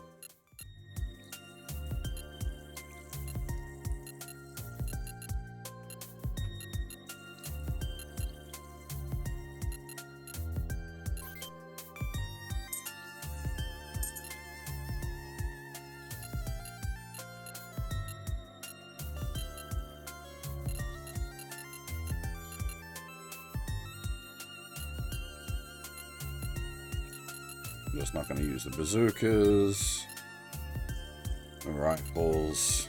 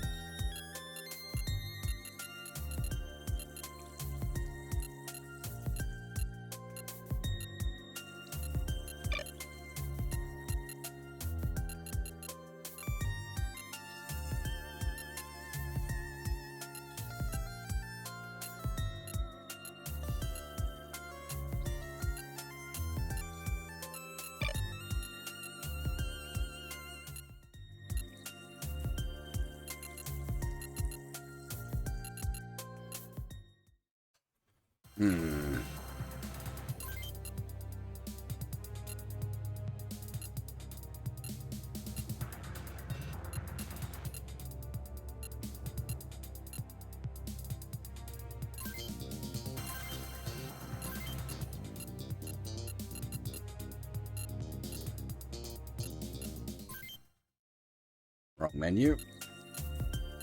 The shop setup menu.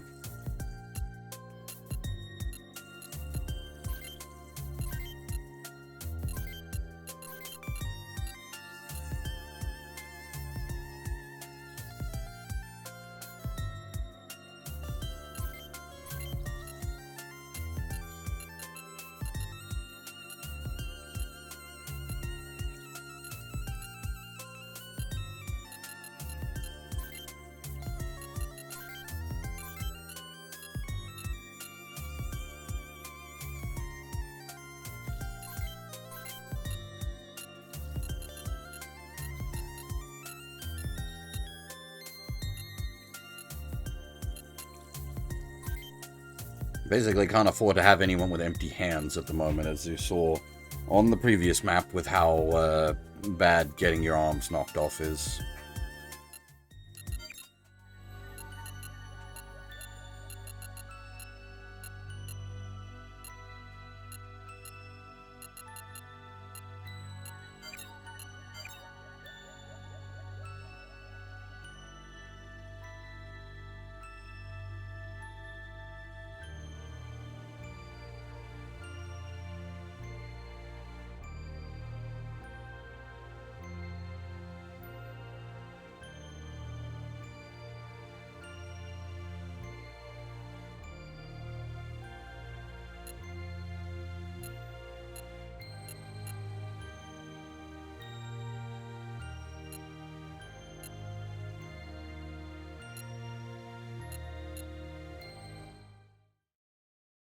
you can basically do this a bunch of times over to relatively raise their level as such. But it is a slow process for very, very minimal reward.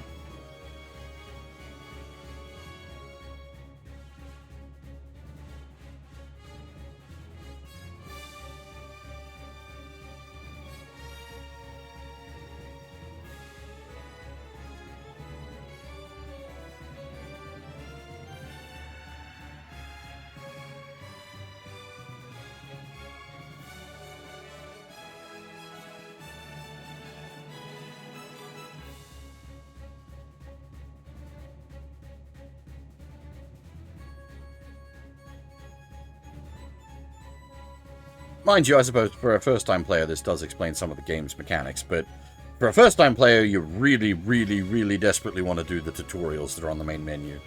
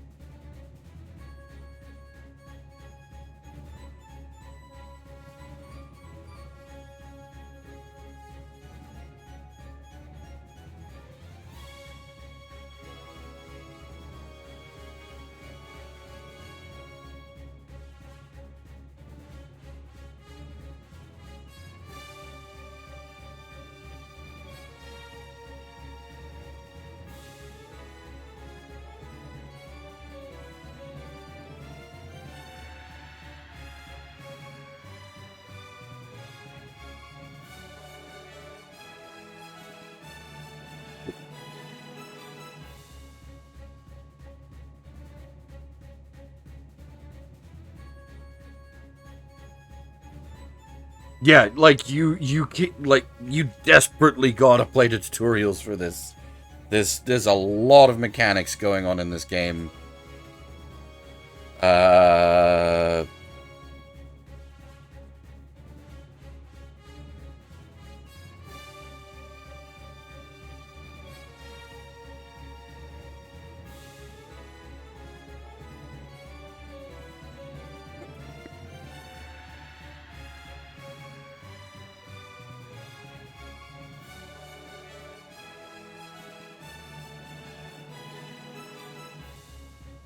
Sorry, just give me a second.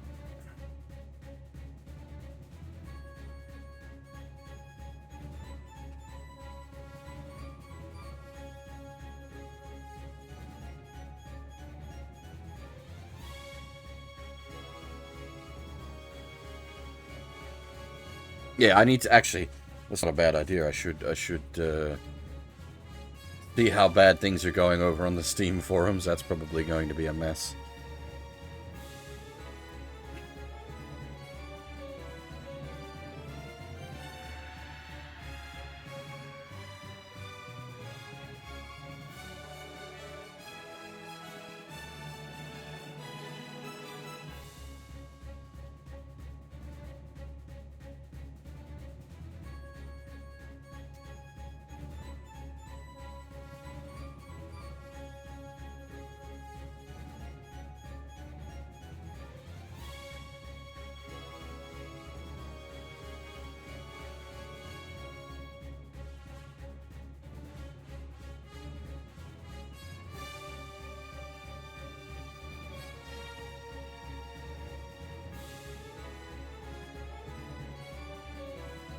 This is one of those mechanics like the PS Shock fire stuff that just didn't really factor into things when I was playing. Like, it just, yeah.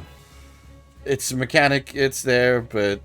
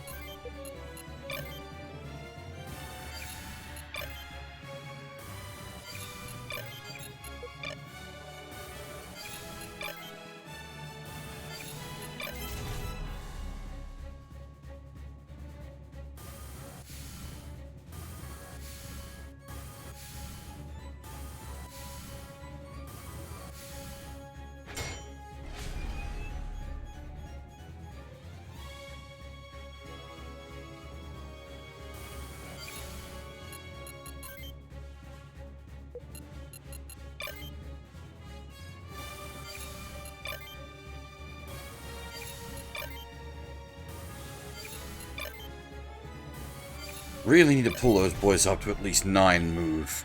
The jump from 8 to 9 move gives you an extra square, which is a big deal.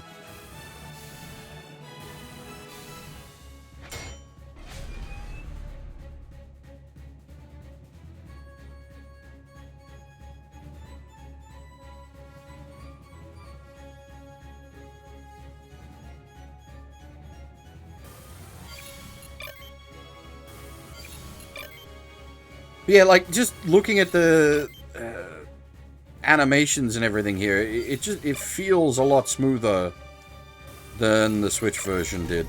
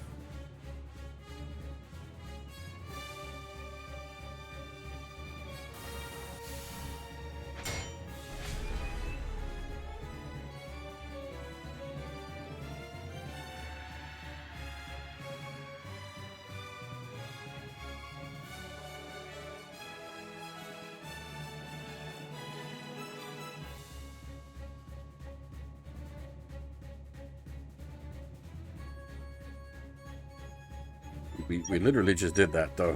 What are you shouting at me for, game?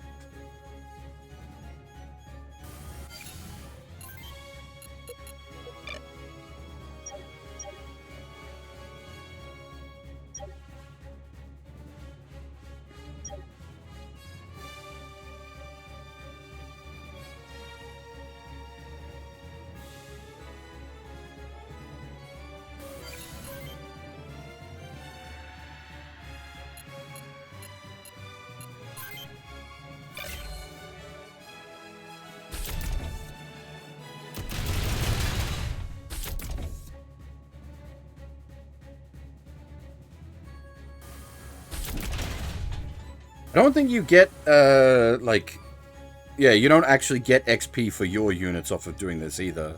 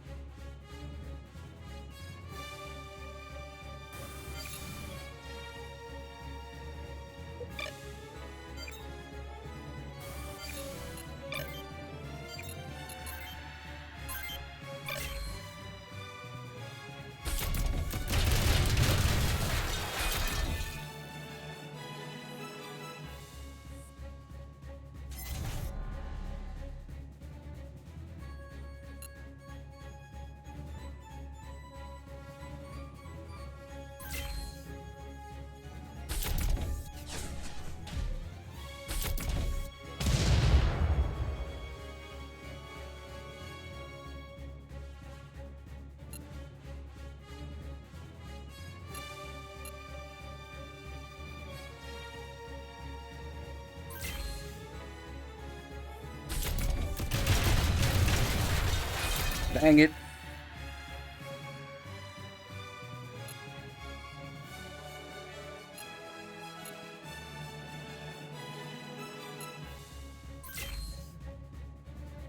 Already bleeding arms. Oh, and there goes another one.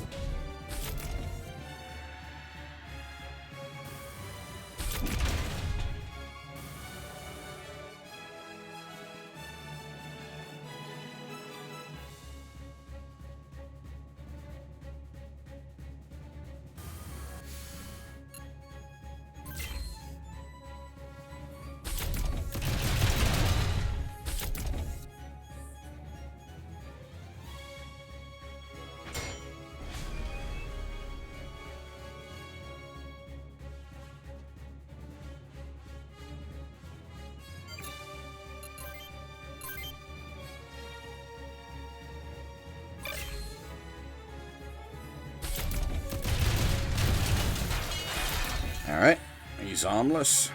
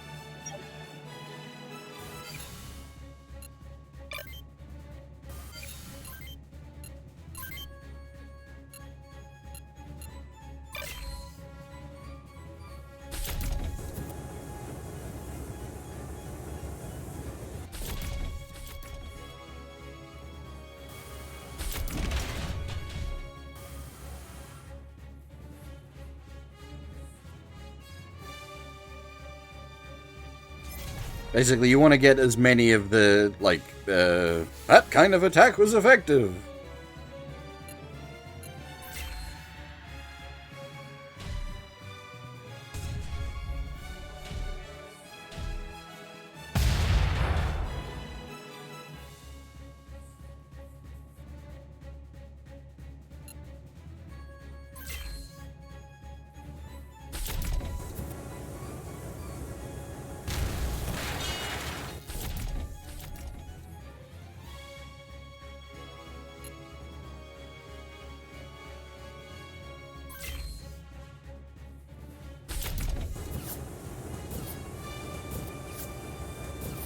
Oh, miss, really?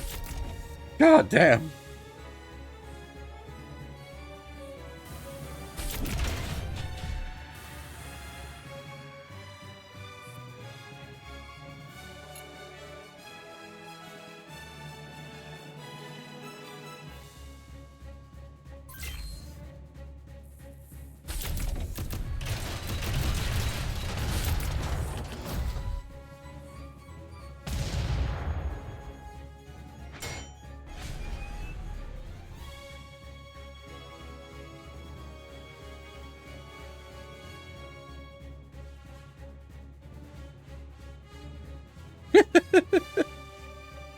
Yeah, there's a comment like, "Oh, the game doesn't have a tutorial, except for the big fucking tutorial button sitting on the main menu." That tutorial might help.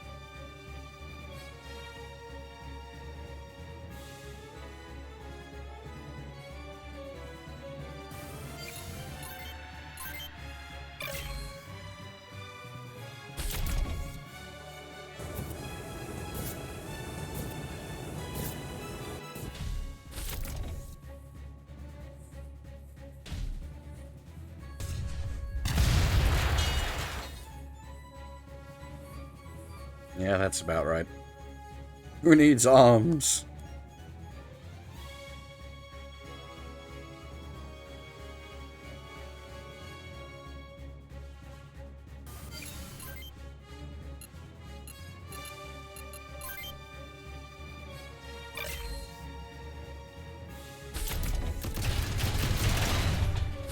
God damn it.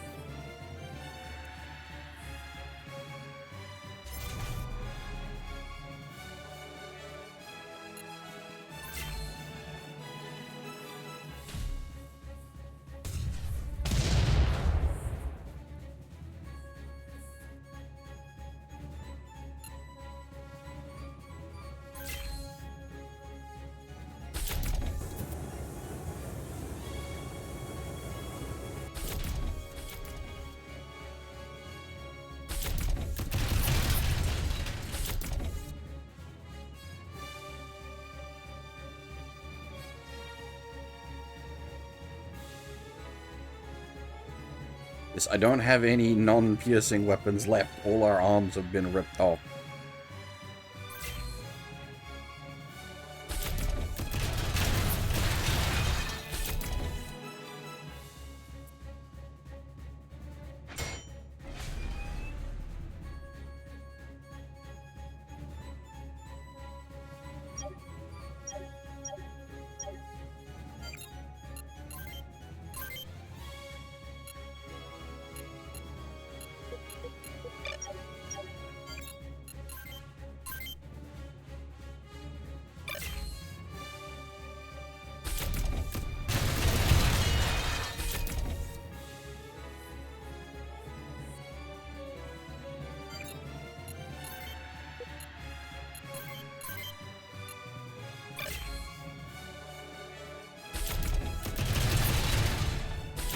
God damn it.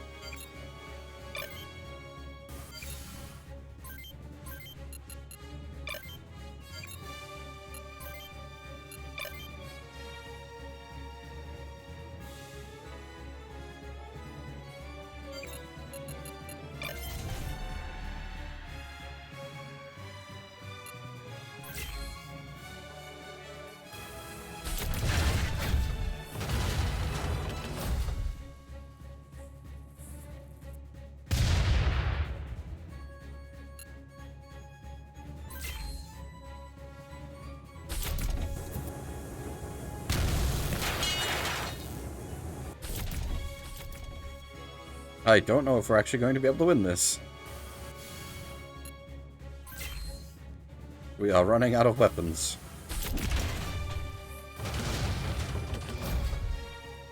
I don't know what happens if you lose this.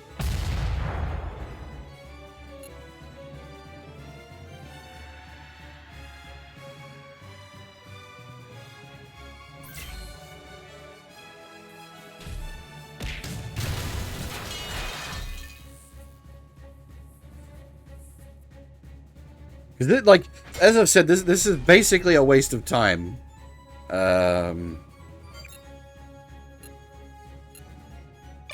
You don't get any XP for your units out of it. You get a tiny bit of money, and you can, like, slightly improve how the AI chooses to act.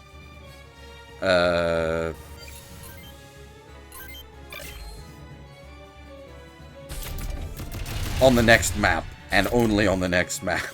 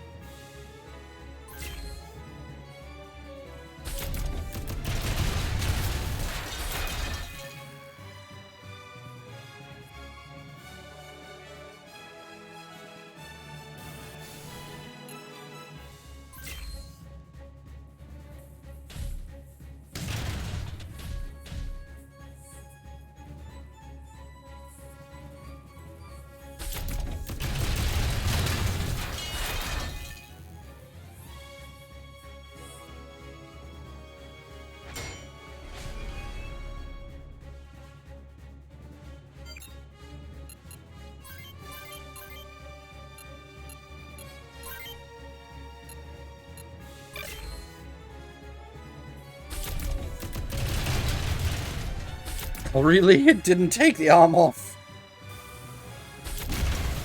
And that's it. We're literally out of limbs that can attack.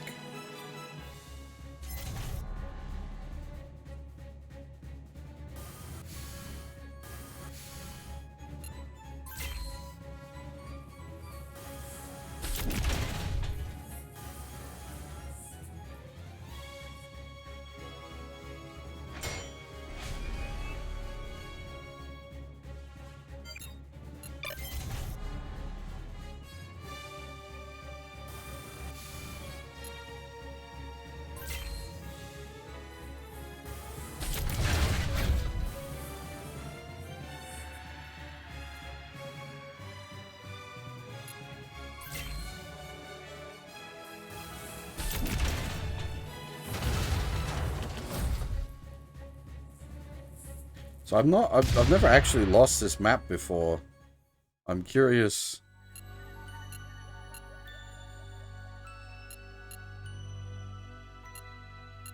Okay, yeah, it didn't even. It's not worth the mucking around. We'll just go into the next map. As I said, the rewards from it are so low. Like, you get some stuff for getting him up one level. You can get him up like 2 or 3 levels, but it's such a waste of time grind for almost no return. The thing is, it does help very slightly on the next map, and the next map is fucked, so...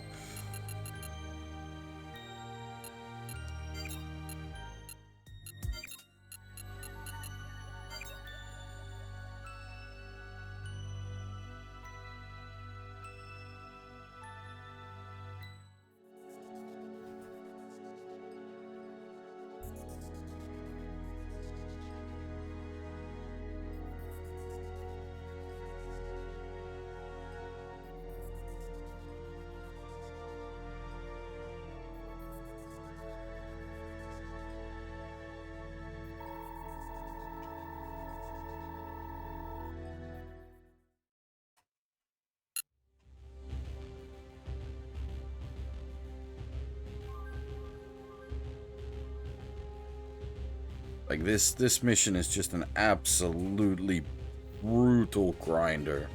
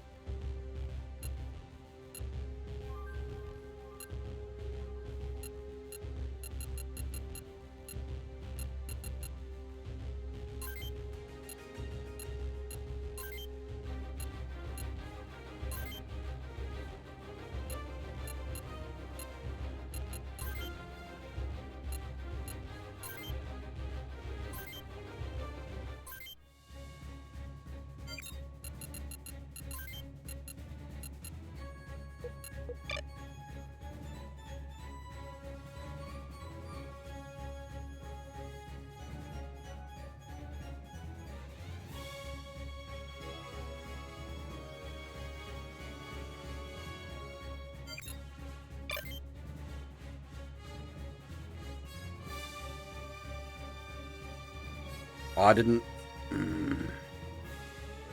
monkey with Rocky's. He's going to be moving like 2 squares. That's not good.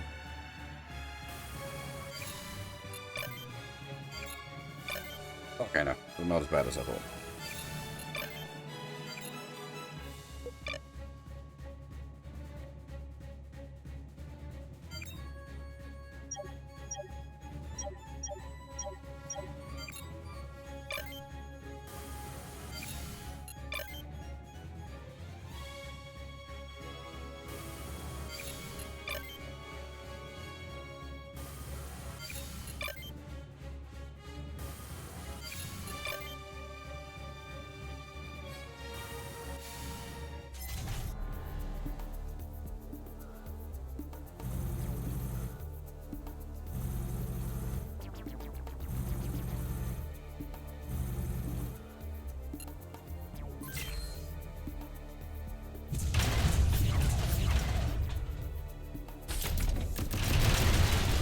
Already copping hits on the arms.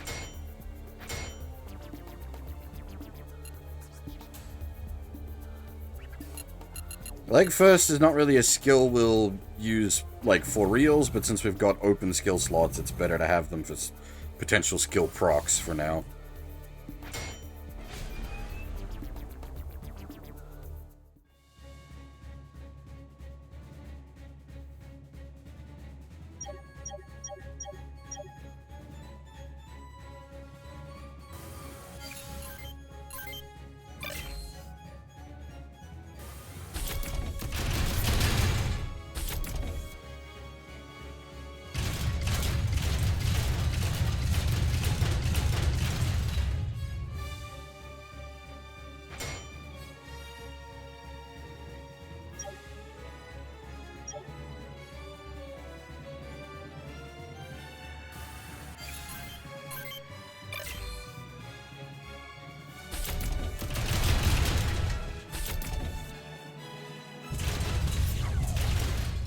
God damn it!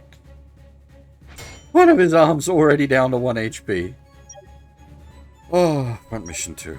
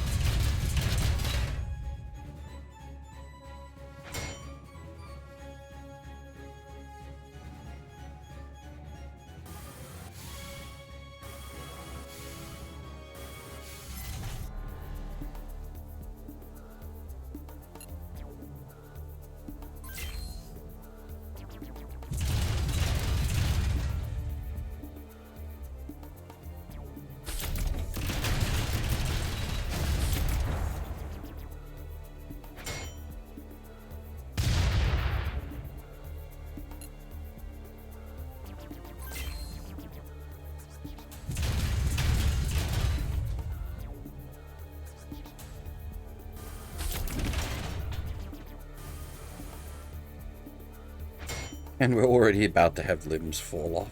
Lovely.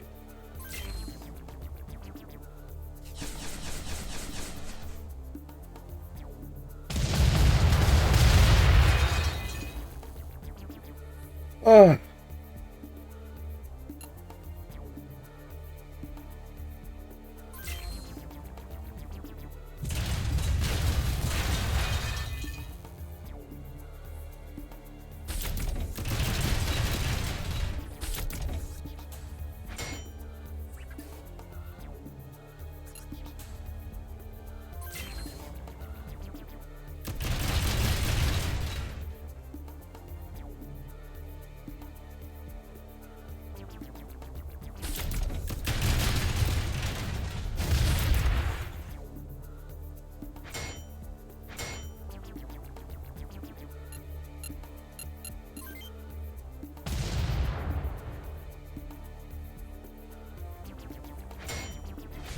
Again, you can see why this turns into such a grinder.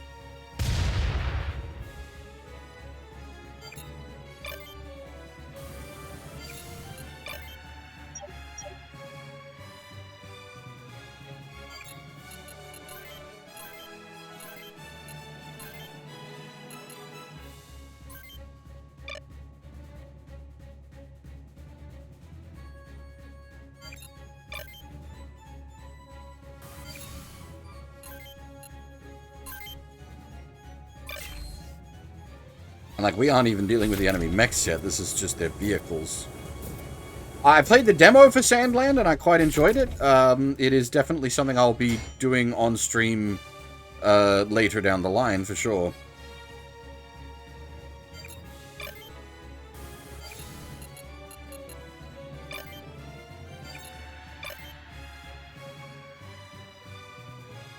I've also watched the, read the manga and watched the anime.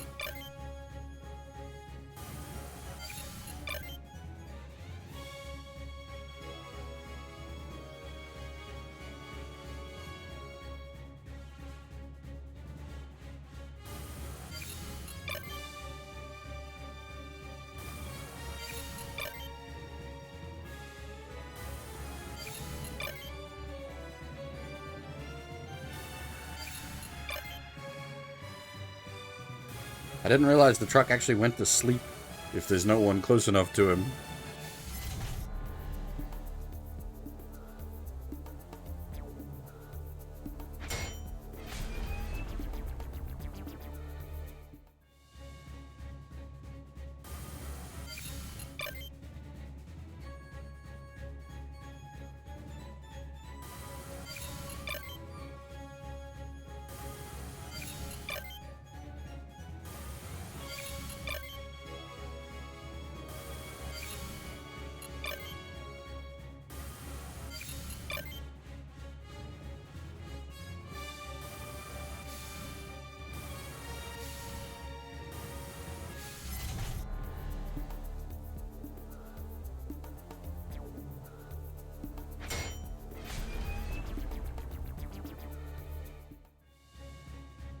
Yeah.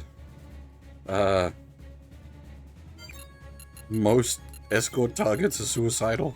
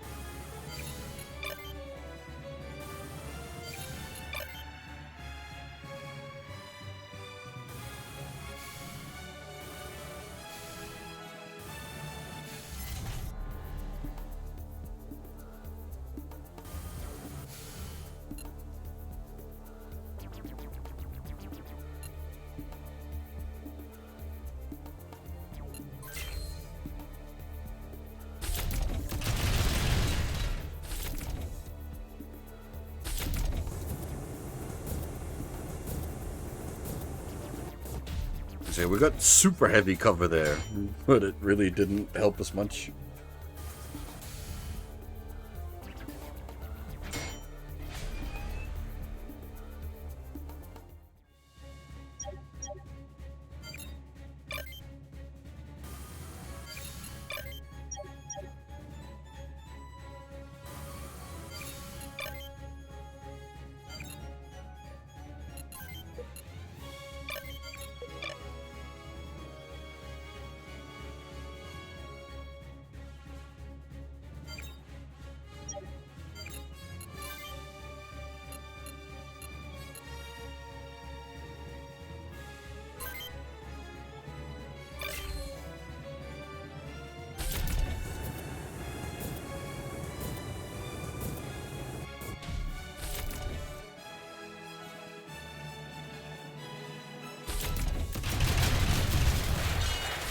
Of course.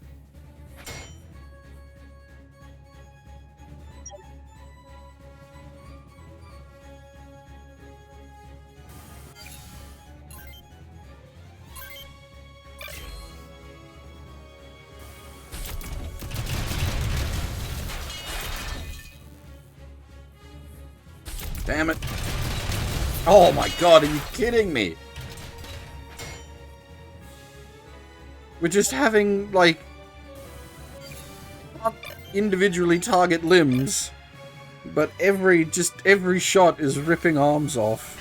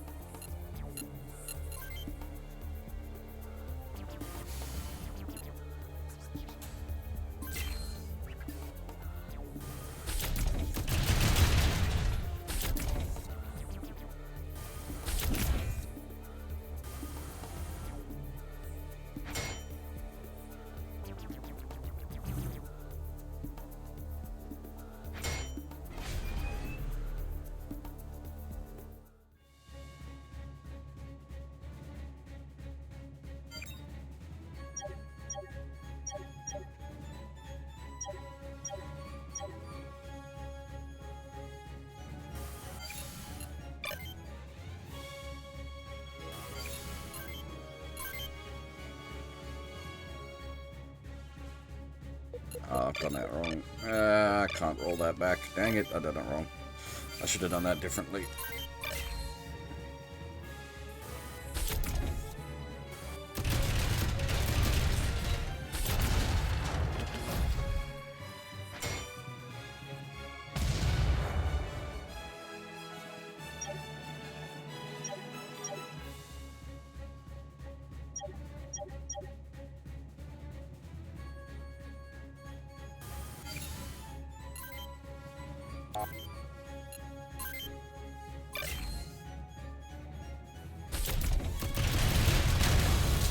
Please tell me we got the attacking arm.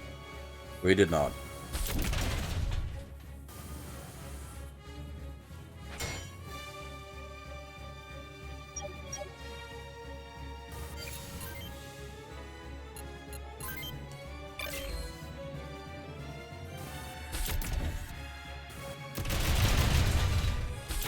Ah, dang it! And now watch as we lose an arm. Oh.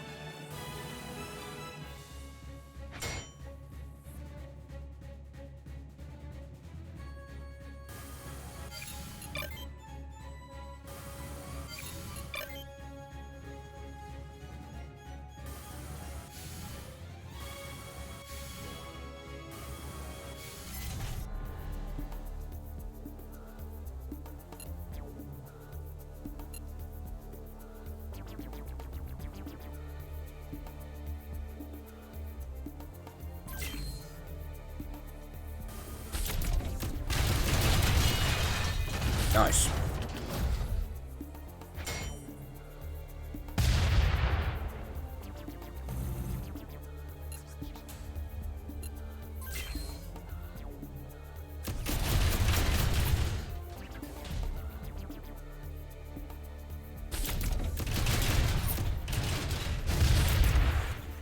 we had lost an arm to a car, I'd have been very mad.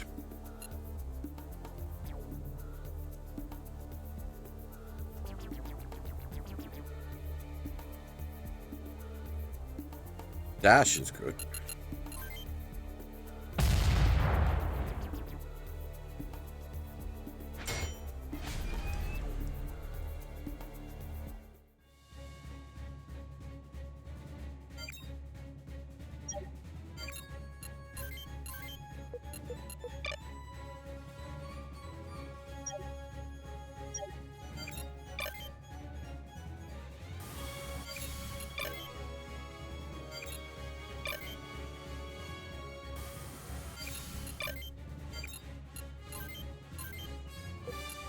I probably shouldn't have brought MG ammo. I probably should have just bought repair units in any slot I could fit them. That was a mistake.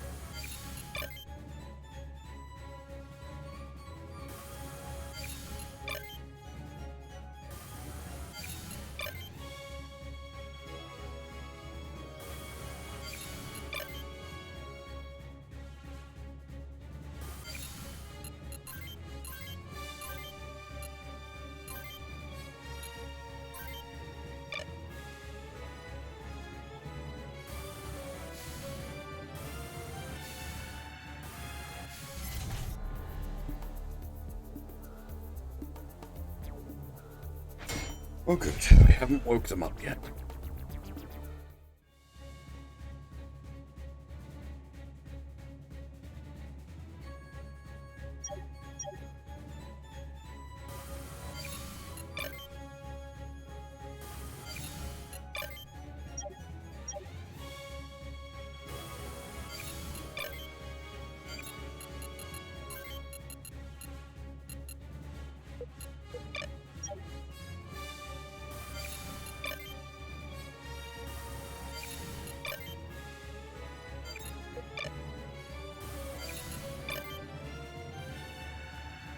Remember how close we can move before they wake up.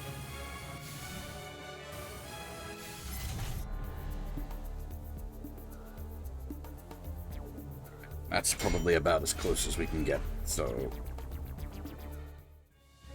we're just gonna hunker down until the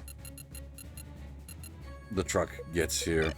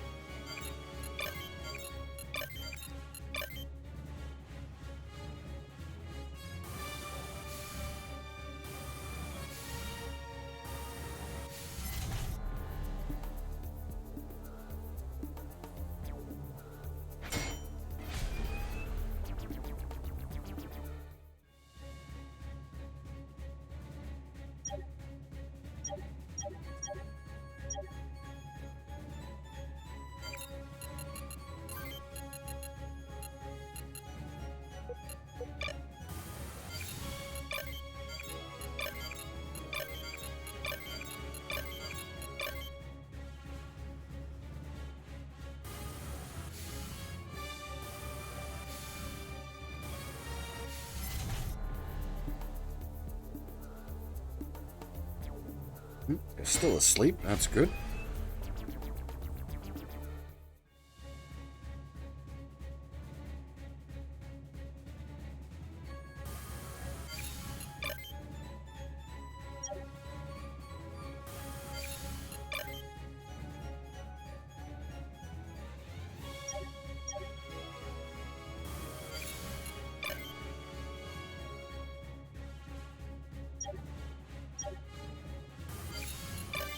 What I'm hoping is that the other boys will go through and get in the way.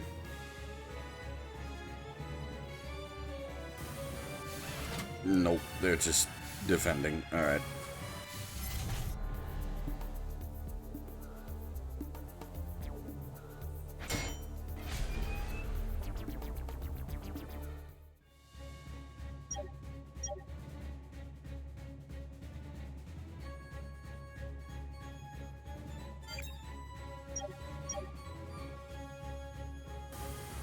That will probably wake them up.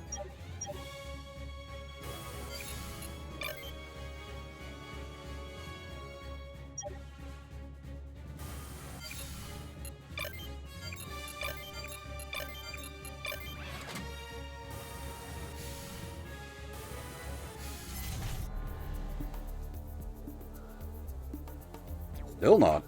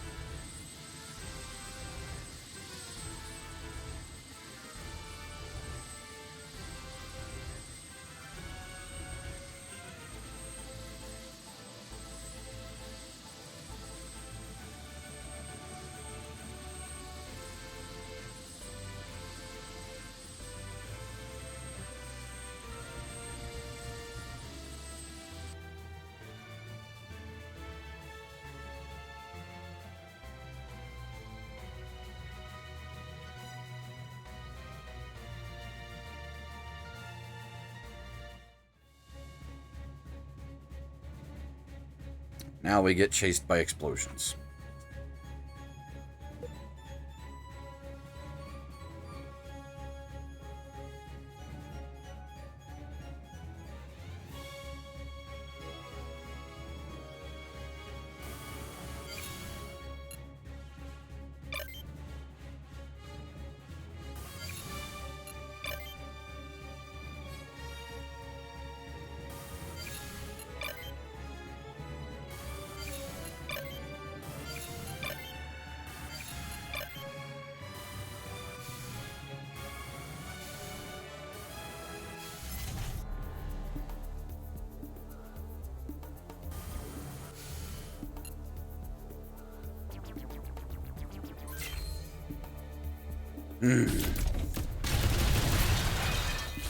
Hopefully I picked the right arm.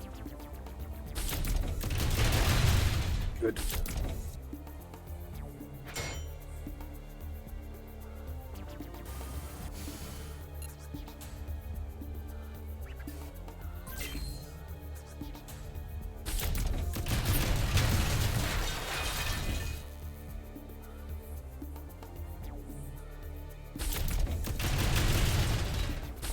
Multi-skill proc? Hey, multi-skill proc!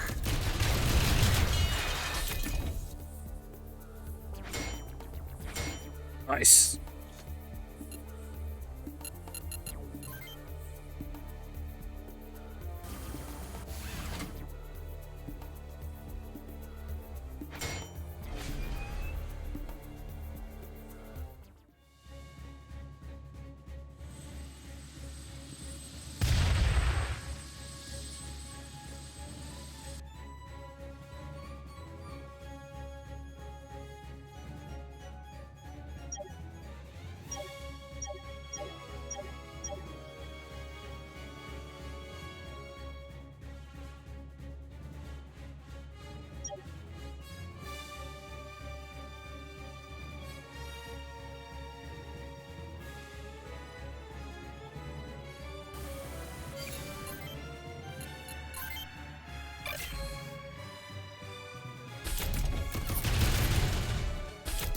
God dang it. I was trying to kill it to sort of deny them some AP control.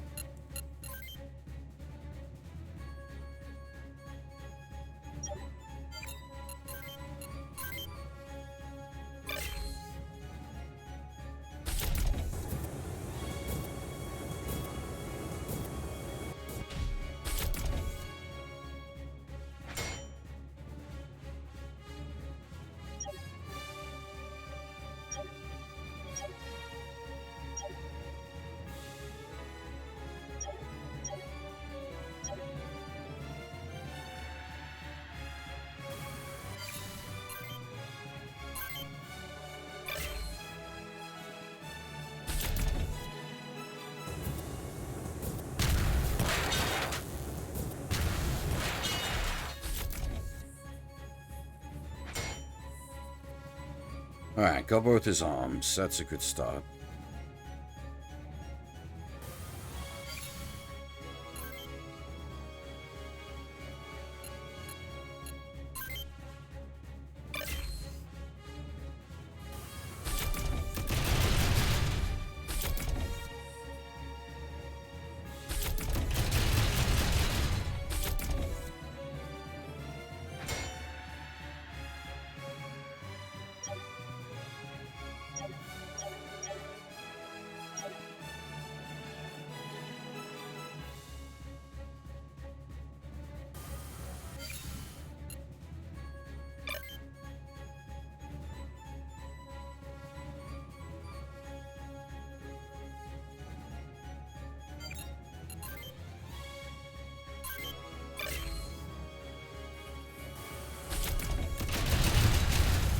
Got his arms.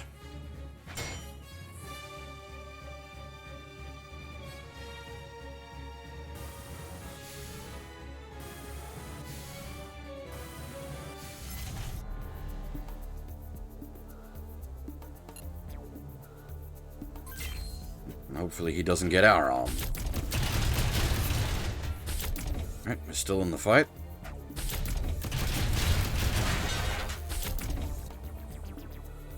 Got one of their arms. Unfortunately, these, like, the gunner-type enemies are real nuisance. Because they got integrated chest weapon and also integrated arm weapons. It's just... you just need to kill them. Like, hard and fast. Otherwise... you're just not getting through the buggers.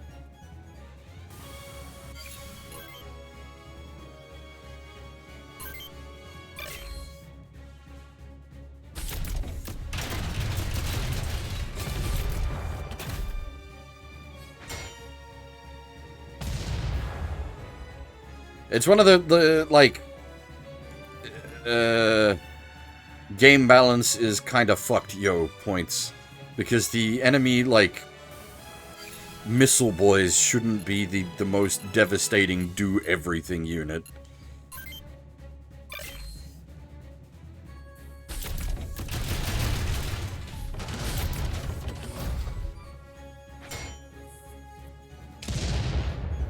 But as I said, like, this game is very ambitious.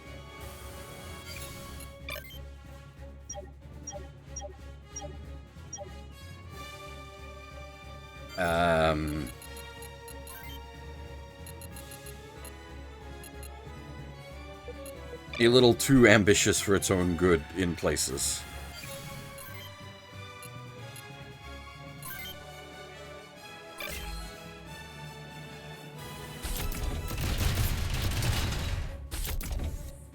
Dang it, we didn't rip any weapons off. We're gonna lose arms, possibly multiple arms. Oh, okay, we lost legs, but we didn't lose arms. That's...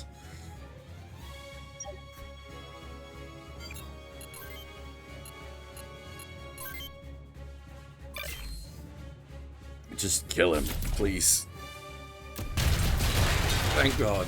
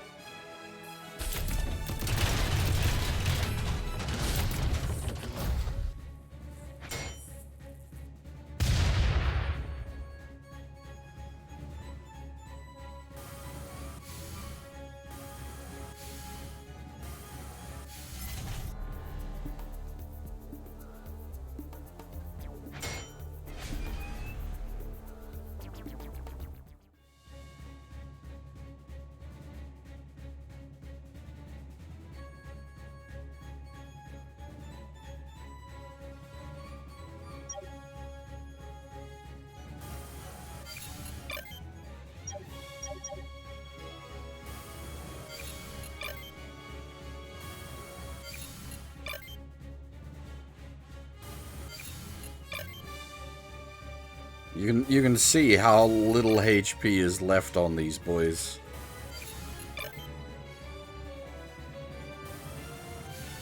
Like, everything is about to fall apart, and we've still got to fight our way through 4 enemy units.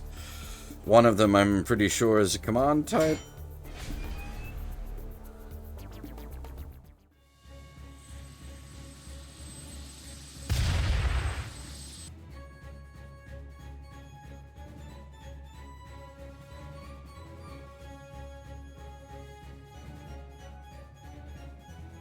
Oh, it's punch type, okay. But that's still super dangerous, though, because, like, this can very easily turn into Juan Punch.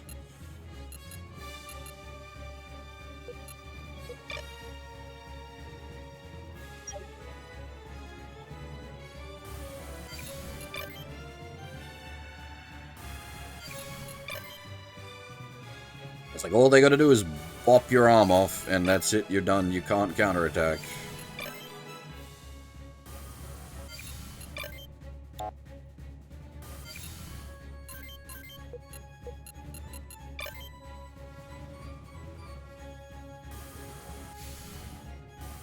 And, like, at the level we're at, like, a melee attack could very easily one-punch an arm.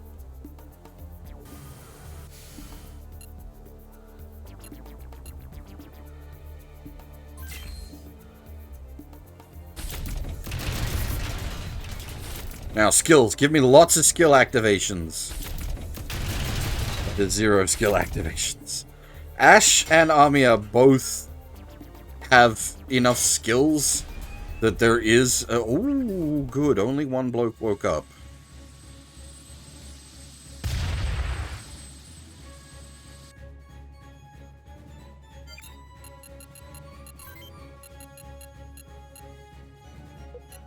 Because this guy's gonna have AP issues.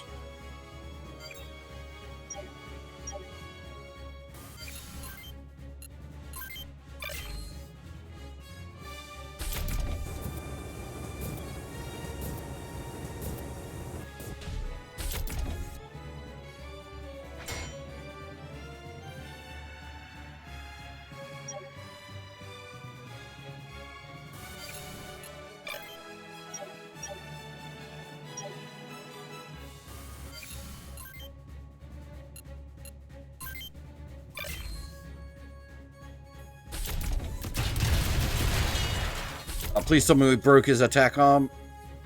Or, well, either we broke his attack arm or he's not counterattacking. Either way, I'll take it.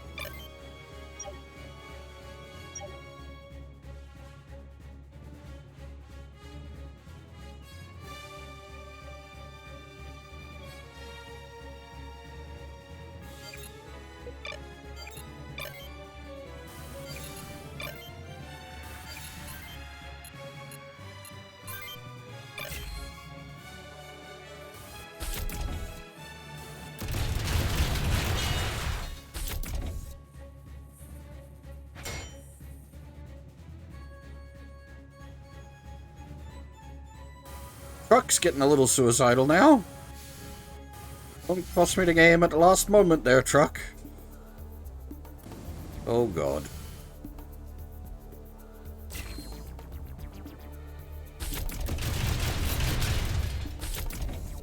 If it doesn't get, like, maximum bullied by everything else, it's technically in our favor.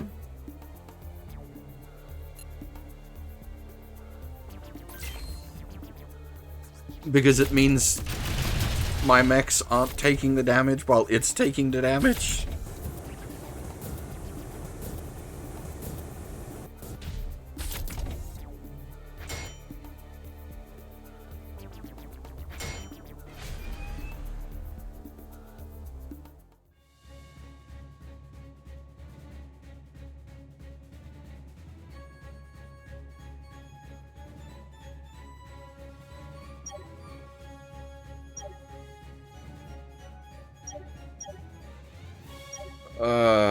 This is really, really awkward.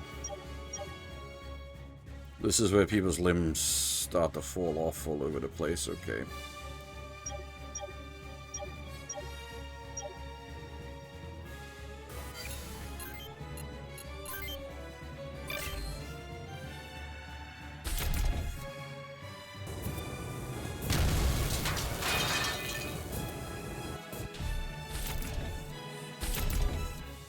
choice with the double activation! The double arms! What a beast!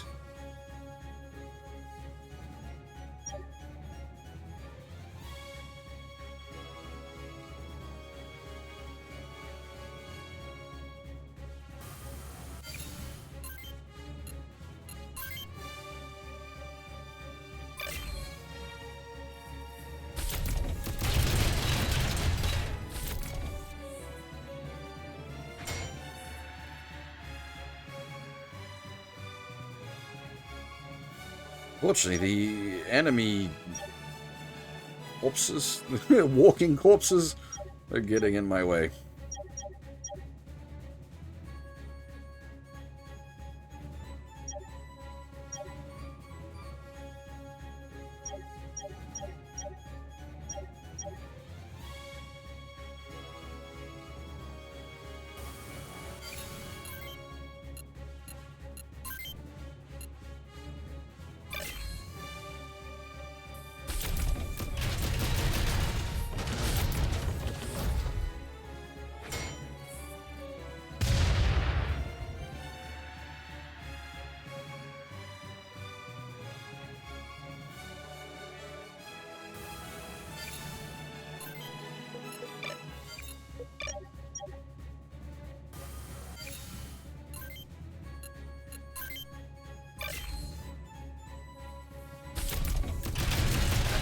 I was really hoping for some skill activations there.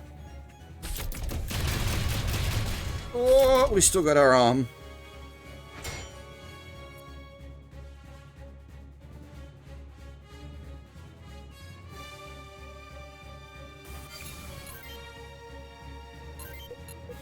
Are you out of bullets? You are out of bullets. Shit.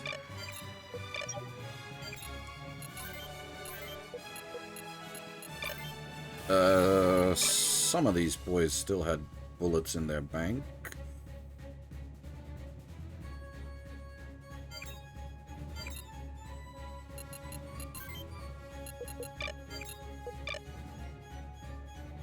How do I get to the,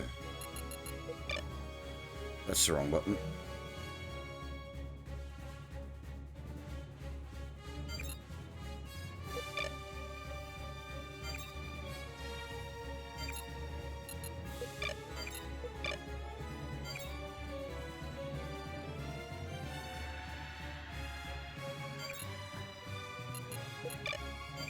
There's a way to pull up, like, all the units? I'll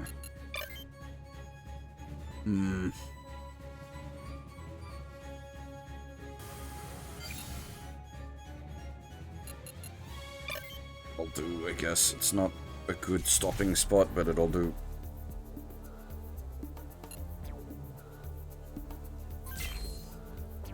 Please don't lose your arm. Oh, ho, ho, ho. Skills. 50 skills. Give me all your skills. Every skill you've got, Amia.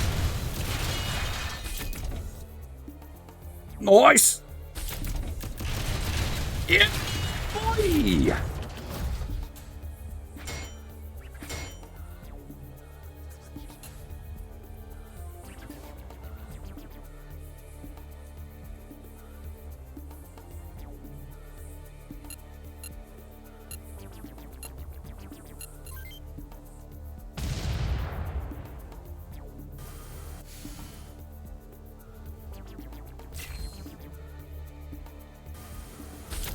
Oh, Christ.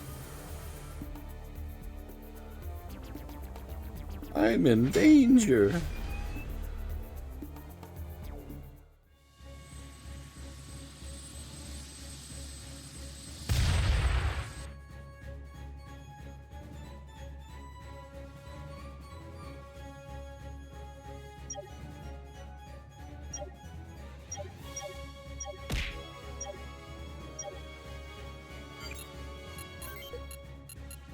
She's gonna be almost out of bullets, isn't she? She is out of bullets. Lovely.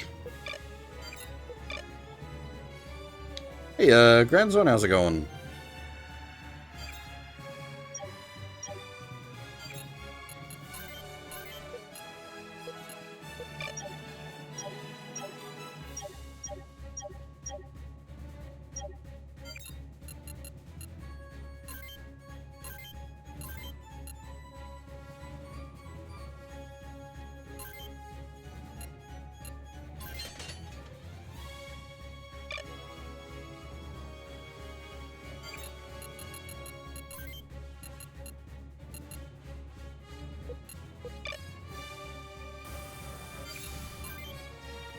We are just praying for a huge string of skills to proc.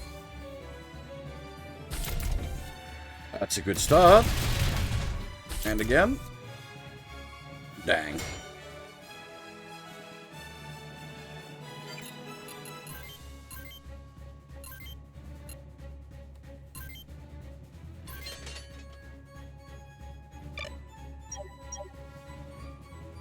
Alright, once more, a huge string of skills to proc.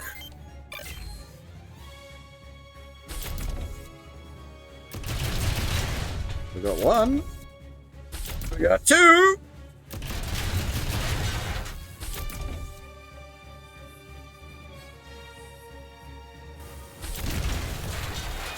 And her arms are gone.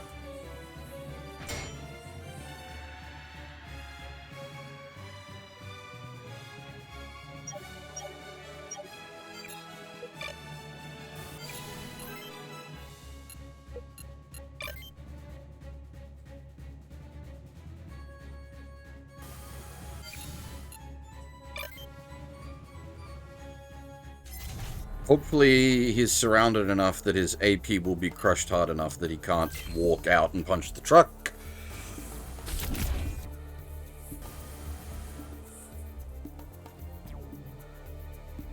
Holy balls.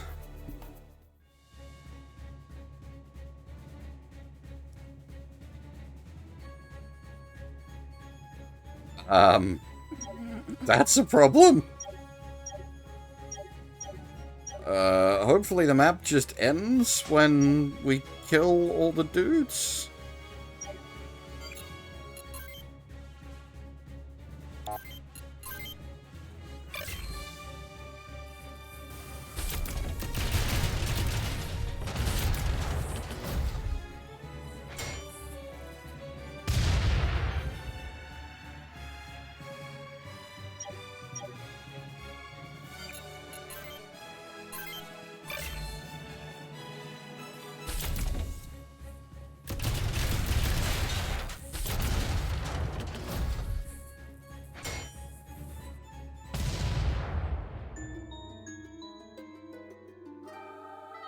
Oh boy! Fucking rough map. As I said a few times now, like whoa, the early maps in this game are just brutal. You need to have a decent understanding of the game's mechanics to have even just a hope of surviving. Like, you're not going to do well on these maps. It's just hold onto your butts and pray.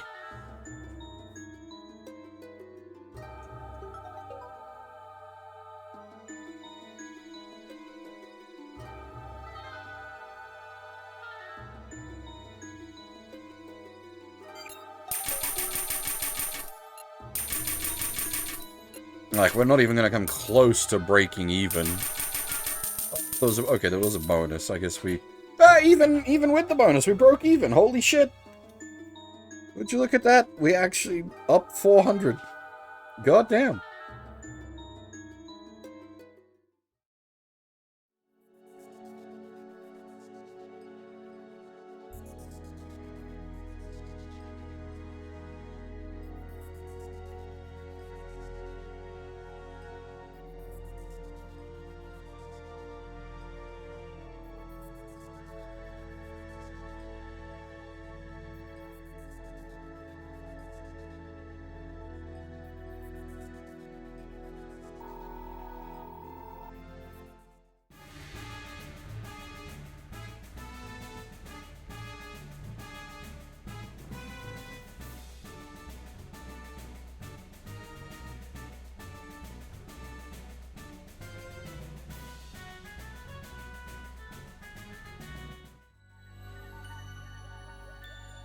I believe this is where we get access to the arena as well, which is useful. Well, mildly useful. You can use it to get money. Once you get access to the arena, you effectively have unlimited money.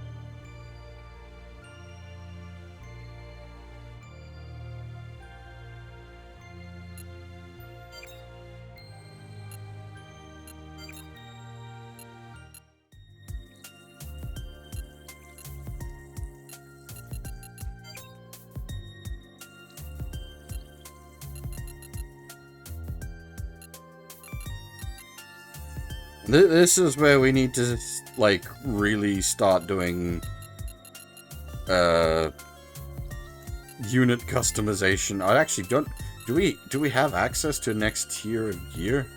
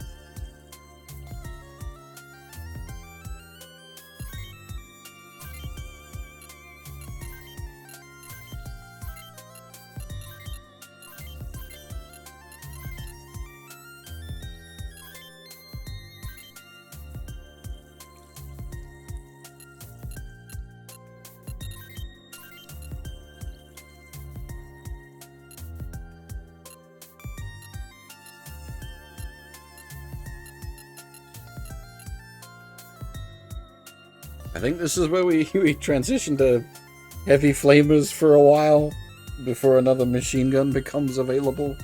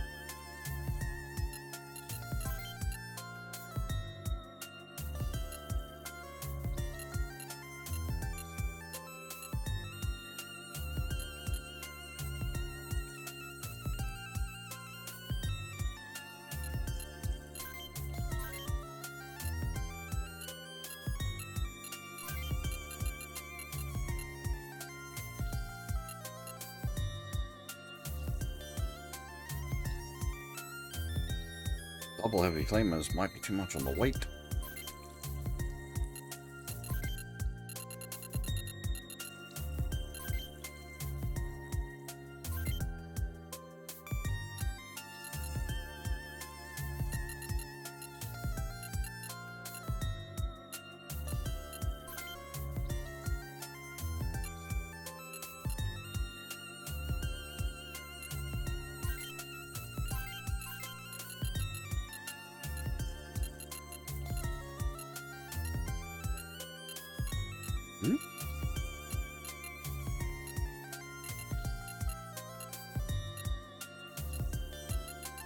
What? Where did my machine guns go?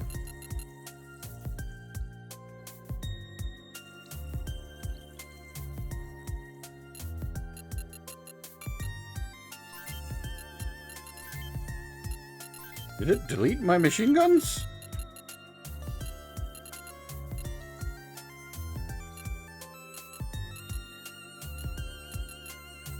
That's kind of annoying.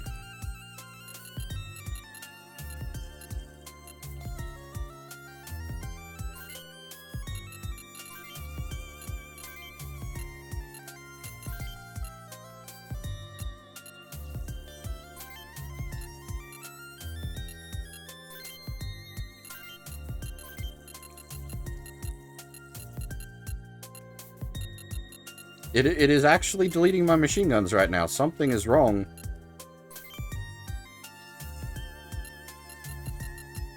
What the heck?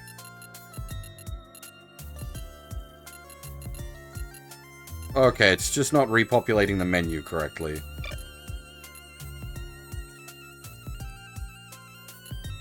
Oh wait, no, it's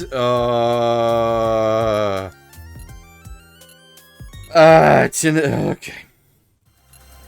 The menuing is, yeah, okay. Because it's still in the shop menu, not the...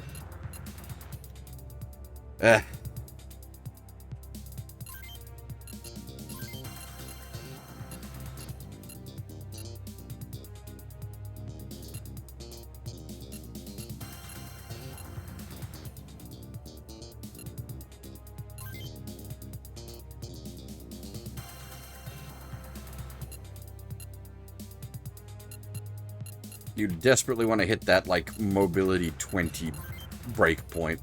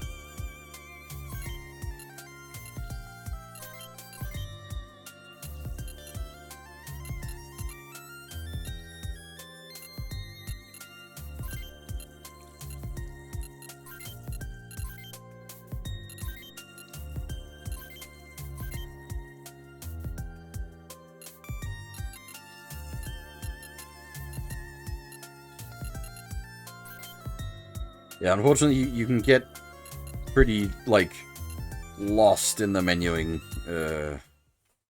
especially when it comes to doing some of the, like, fucking around like I'm doing at the moment now with the, CPU jiggery-pokery.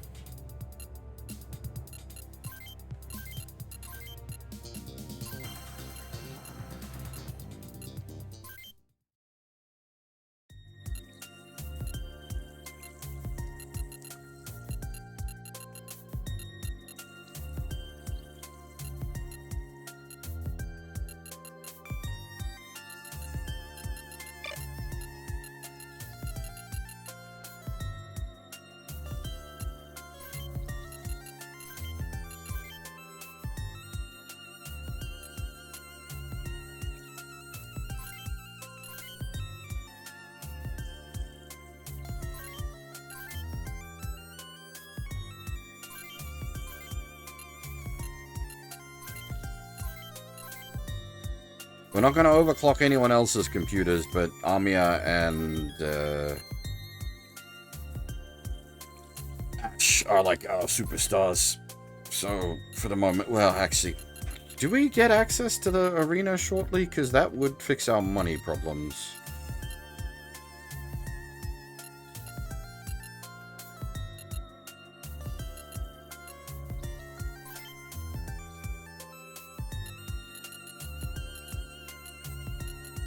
Hey, we can get restore 2s, thank God.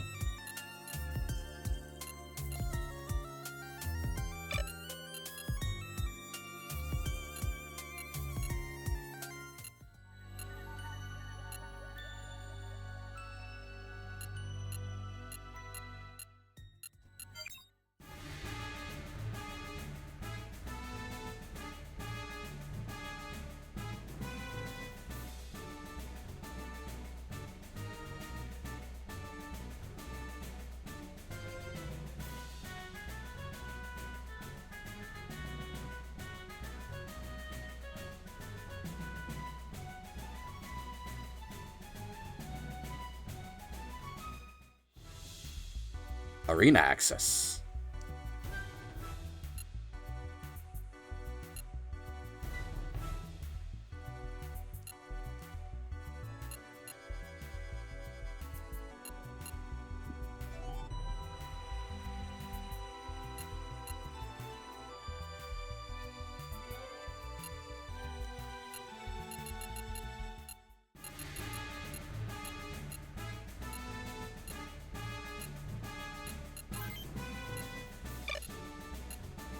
Yeah, Wolves, it seems to be running a lot better than the Switch version did. I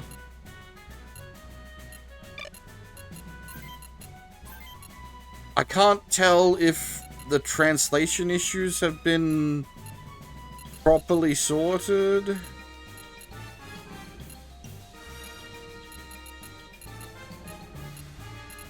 We haven't found anything that's particularly wonky yet, as far as the English is concerned. I don't remember how early on the really buggered up translation stuff showed up. It wasn't super early on. It was more of a later in the game thing. It really started to show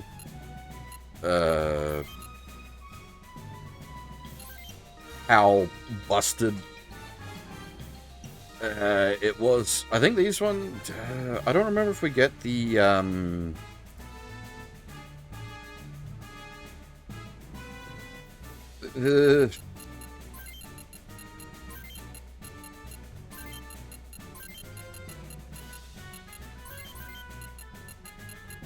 don't remember if the game ever tells you what you can... That should be right.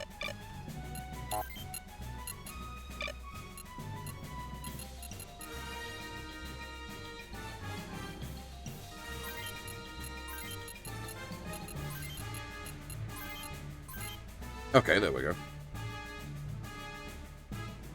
Oh, the original, hang on. I've got a thing. Give me a sec, I'll find it.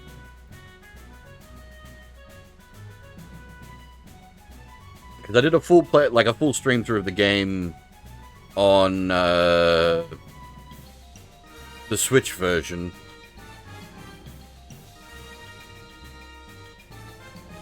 And yeah, we certainly found issues with it. But if you want to see the,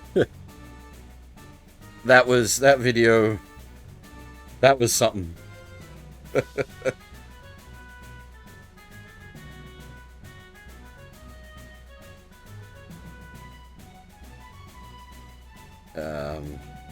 Unfortunately, that's from quite a ways into the game. We can't access that yet.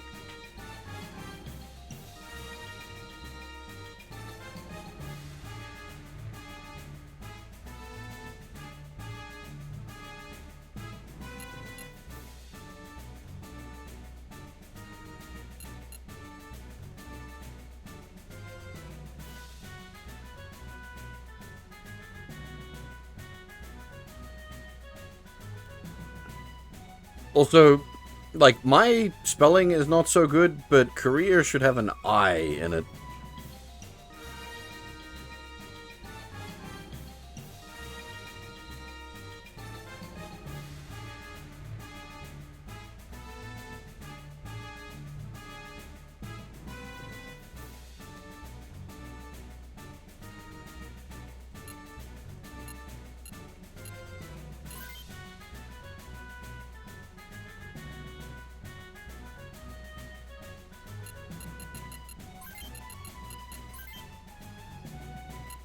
Oh, wait, I wonder.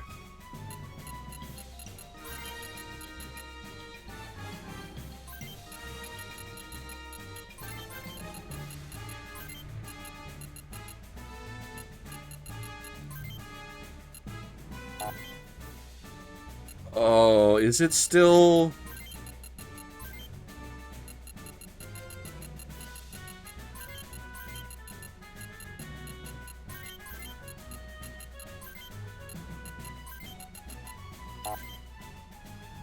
Okay.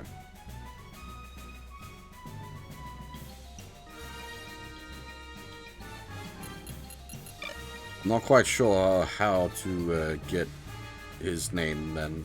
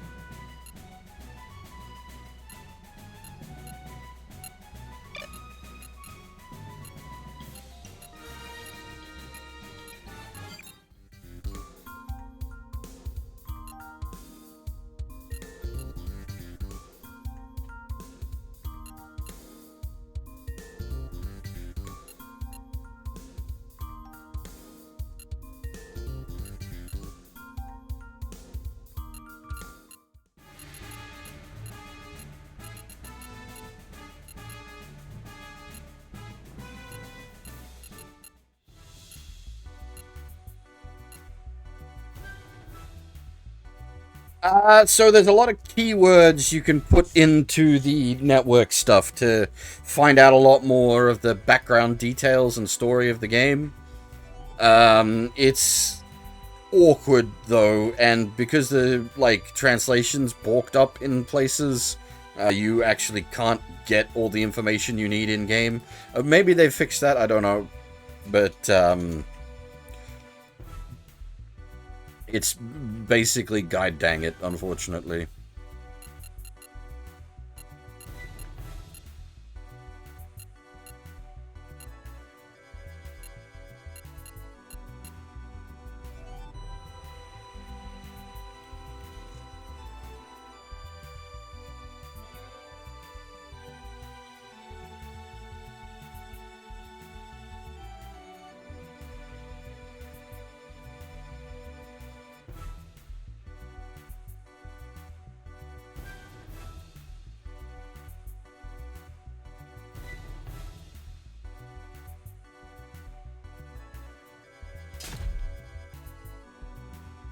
Hey, Oniken, how's it going?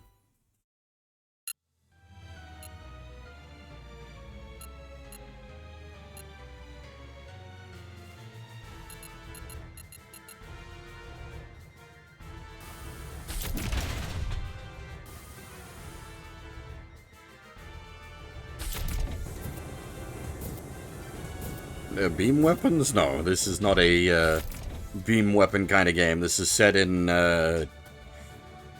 2101 or something like that.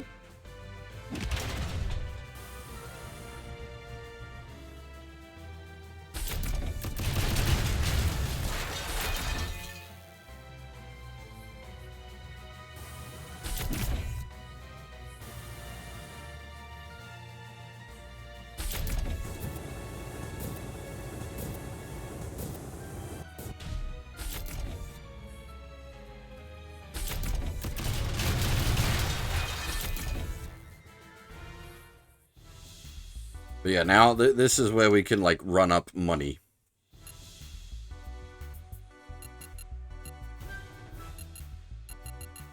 Though it's, as you see, it's a little bit RNG yet.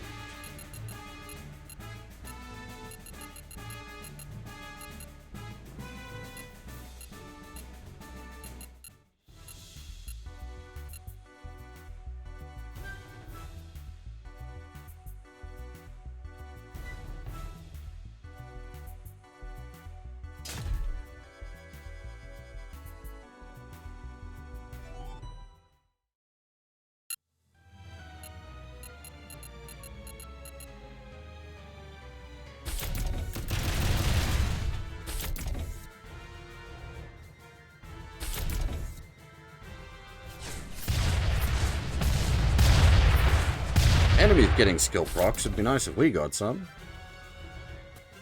Hey. No, wait, that's still the enemy skill proc. What the fuck? They got double strike. And there goes both our arms. Before we can even act.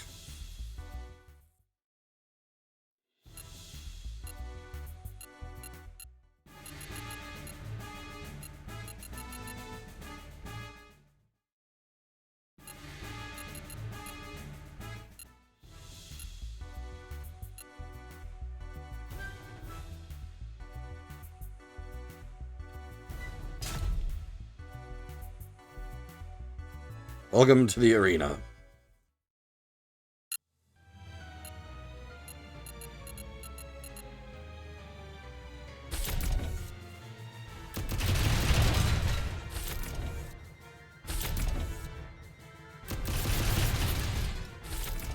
The shield block. Oh, multi-shot though.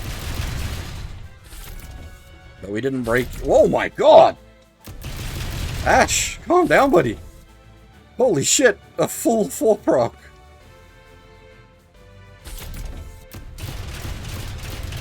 You rarely see that much skill proc, like, end game when you've got a full set of skills.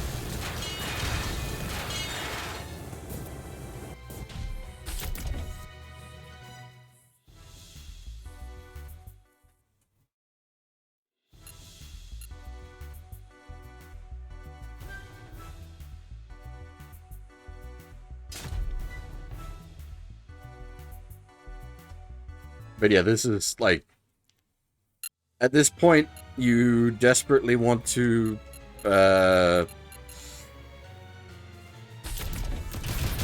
upgrade all your mechs. As you saw how bad that last map was, everything needs to be upgraded. And, the way you afford that is by doing a bunch of arena here. The arena, unlike the first game, does not give any skill XP. It is purely money. But you need the money.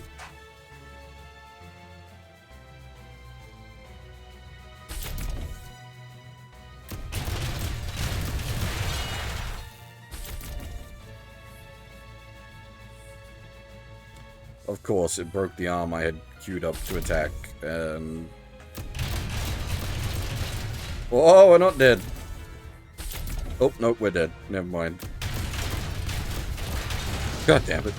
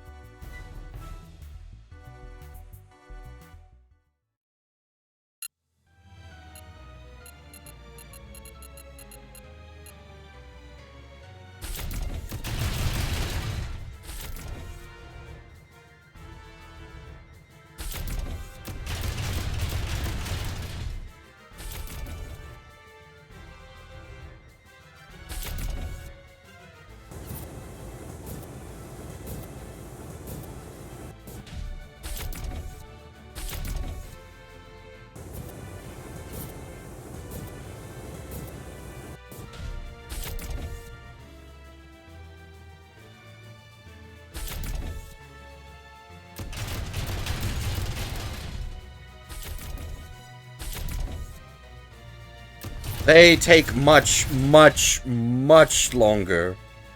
It is not worth the time.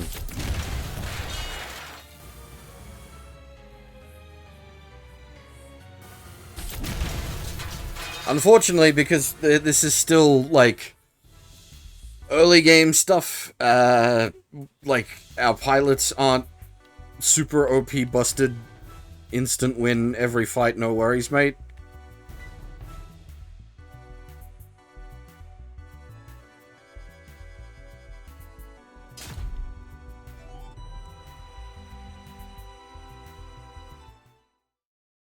As Ash and Amiya both have enough skills on them that they can potentially skill proc into,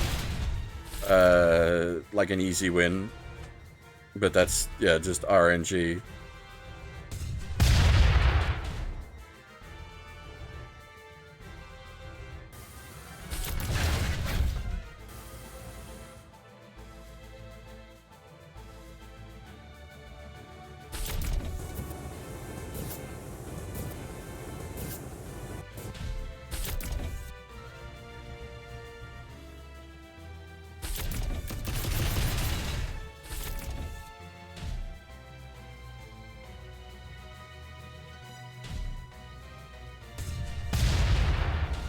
Nothing's as bad as the bloody Raven fight, though. Oh my god.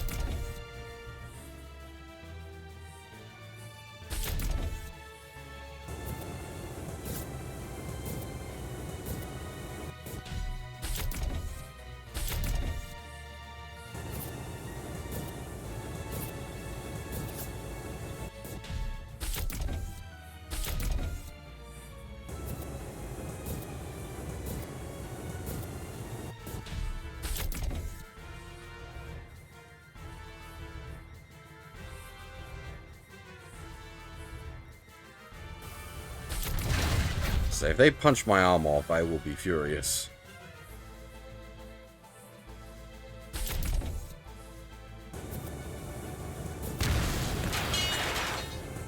Completely deleted. God damn.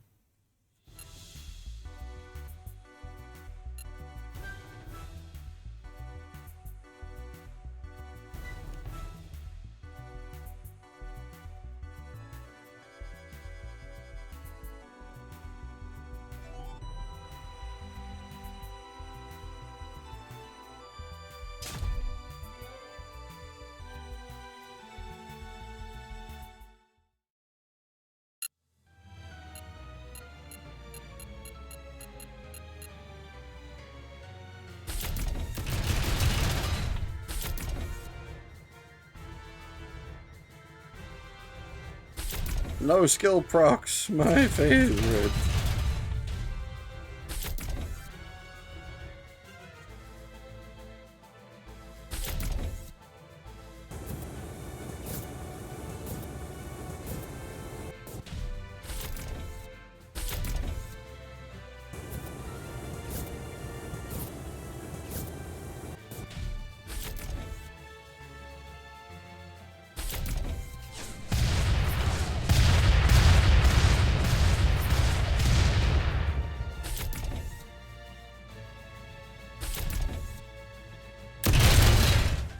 You know, she's got good short skills. She's got a CPU that's, like, heavily geared to short, and she still can't hit the broadside of a barn.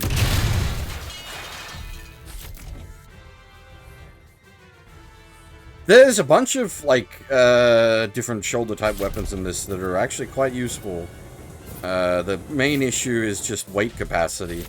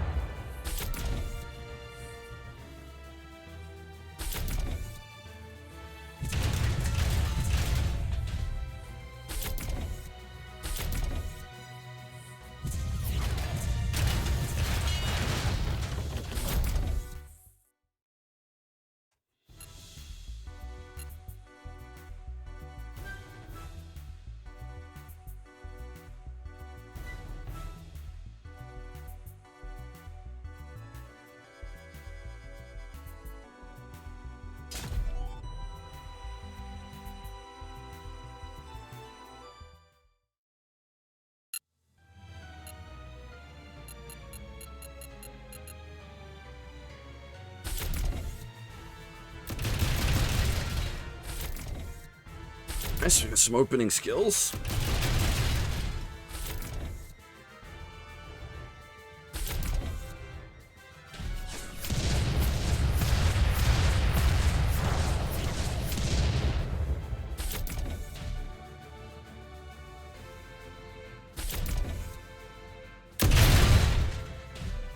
I can't remember what determines the double act in arena fights.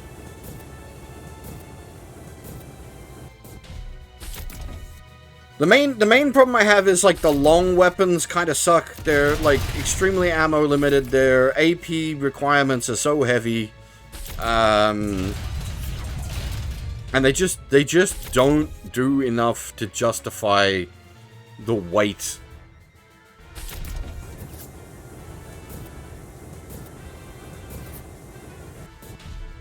Like, you can't just sort of throw them in there. You're committing a lot of weight allotment.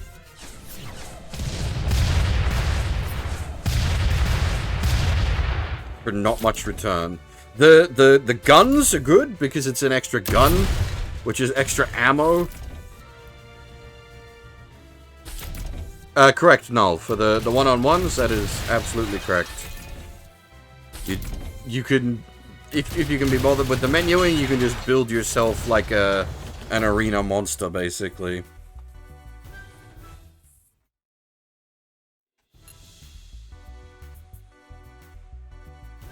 No worries, Kuro. See ya. I'll be stopping shortly anyway. We've already gone longer than I had intended to.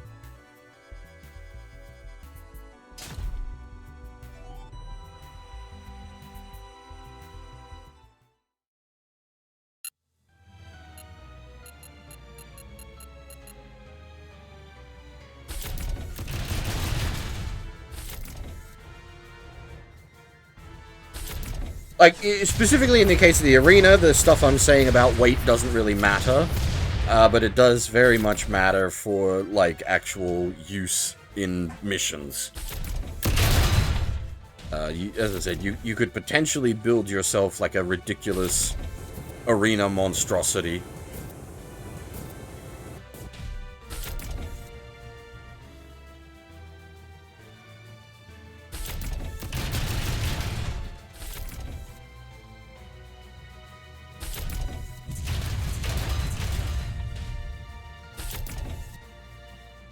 Not just that, but it, like, affects hit rate and dodge rate as well, if I recall. Like, I did know all the math for this game. I can't remember it all anymore.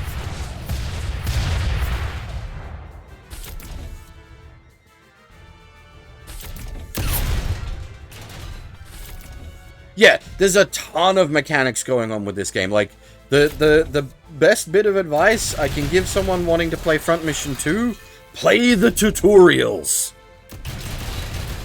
There's so many mechanics going on in this game. You need to play the tutorials.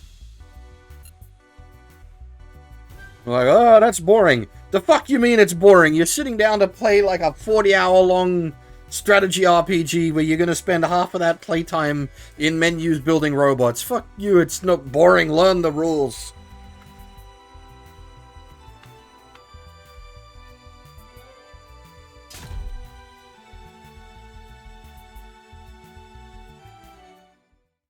I could understand if, like, an action gamey sort of person was like, all this tutorial information is boring. Yeah, fair enough. Front Mission 2's not for you.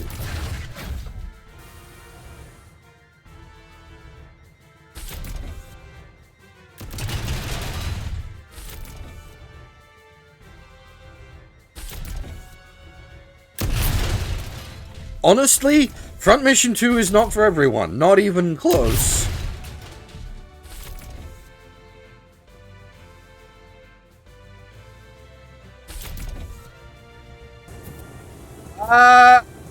I never tried to set up for it properly. We did have some of it towards the end game. But I never bothered with it. Especially with the state that the Switch version was in originally. I didn't need that breaking any more than it already had.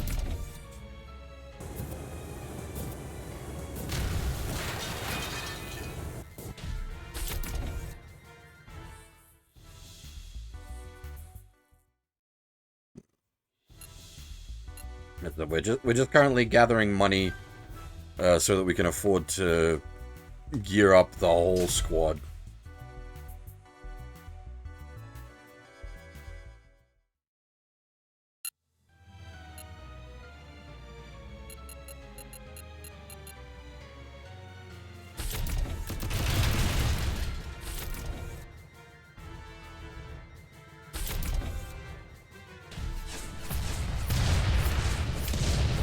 Oh, there was so many issues. I was so sad. I was really hoping, like, I wanted, because the fan translation for Front Mission 2, the original PlayStation version, it's a fine effort for when it came out, but it is certainly not a optimal way to experience Front Mission 2. So I was hoping that the remake would be like this is, if I want to recommend someone Front Mission 2, just recommend them a remake. But I couldn't do that. Not that the state that released in.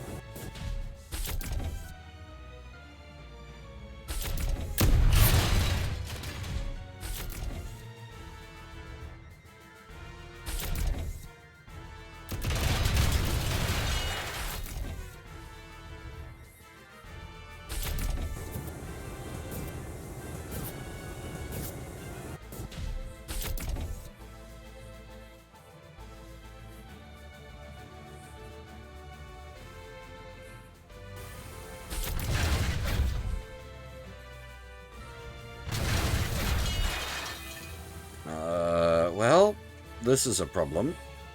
I needed that arm.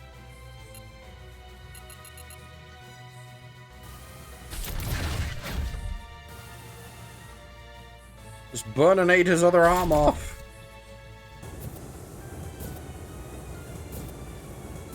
There we go. Jesus.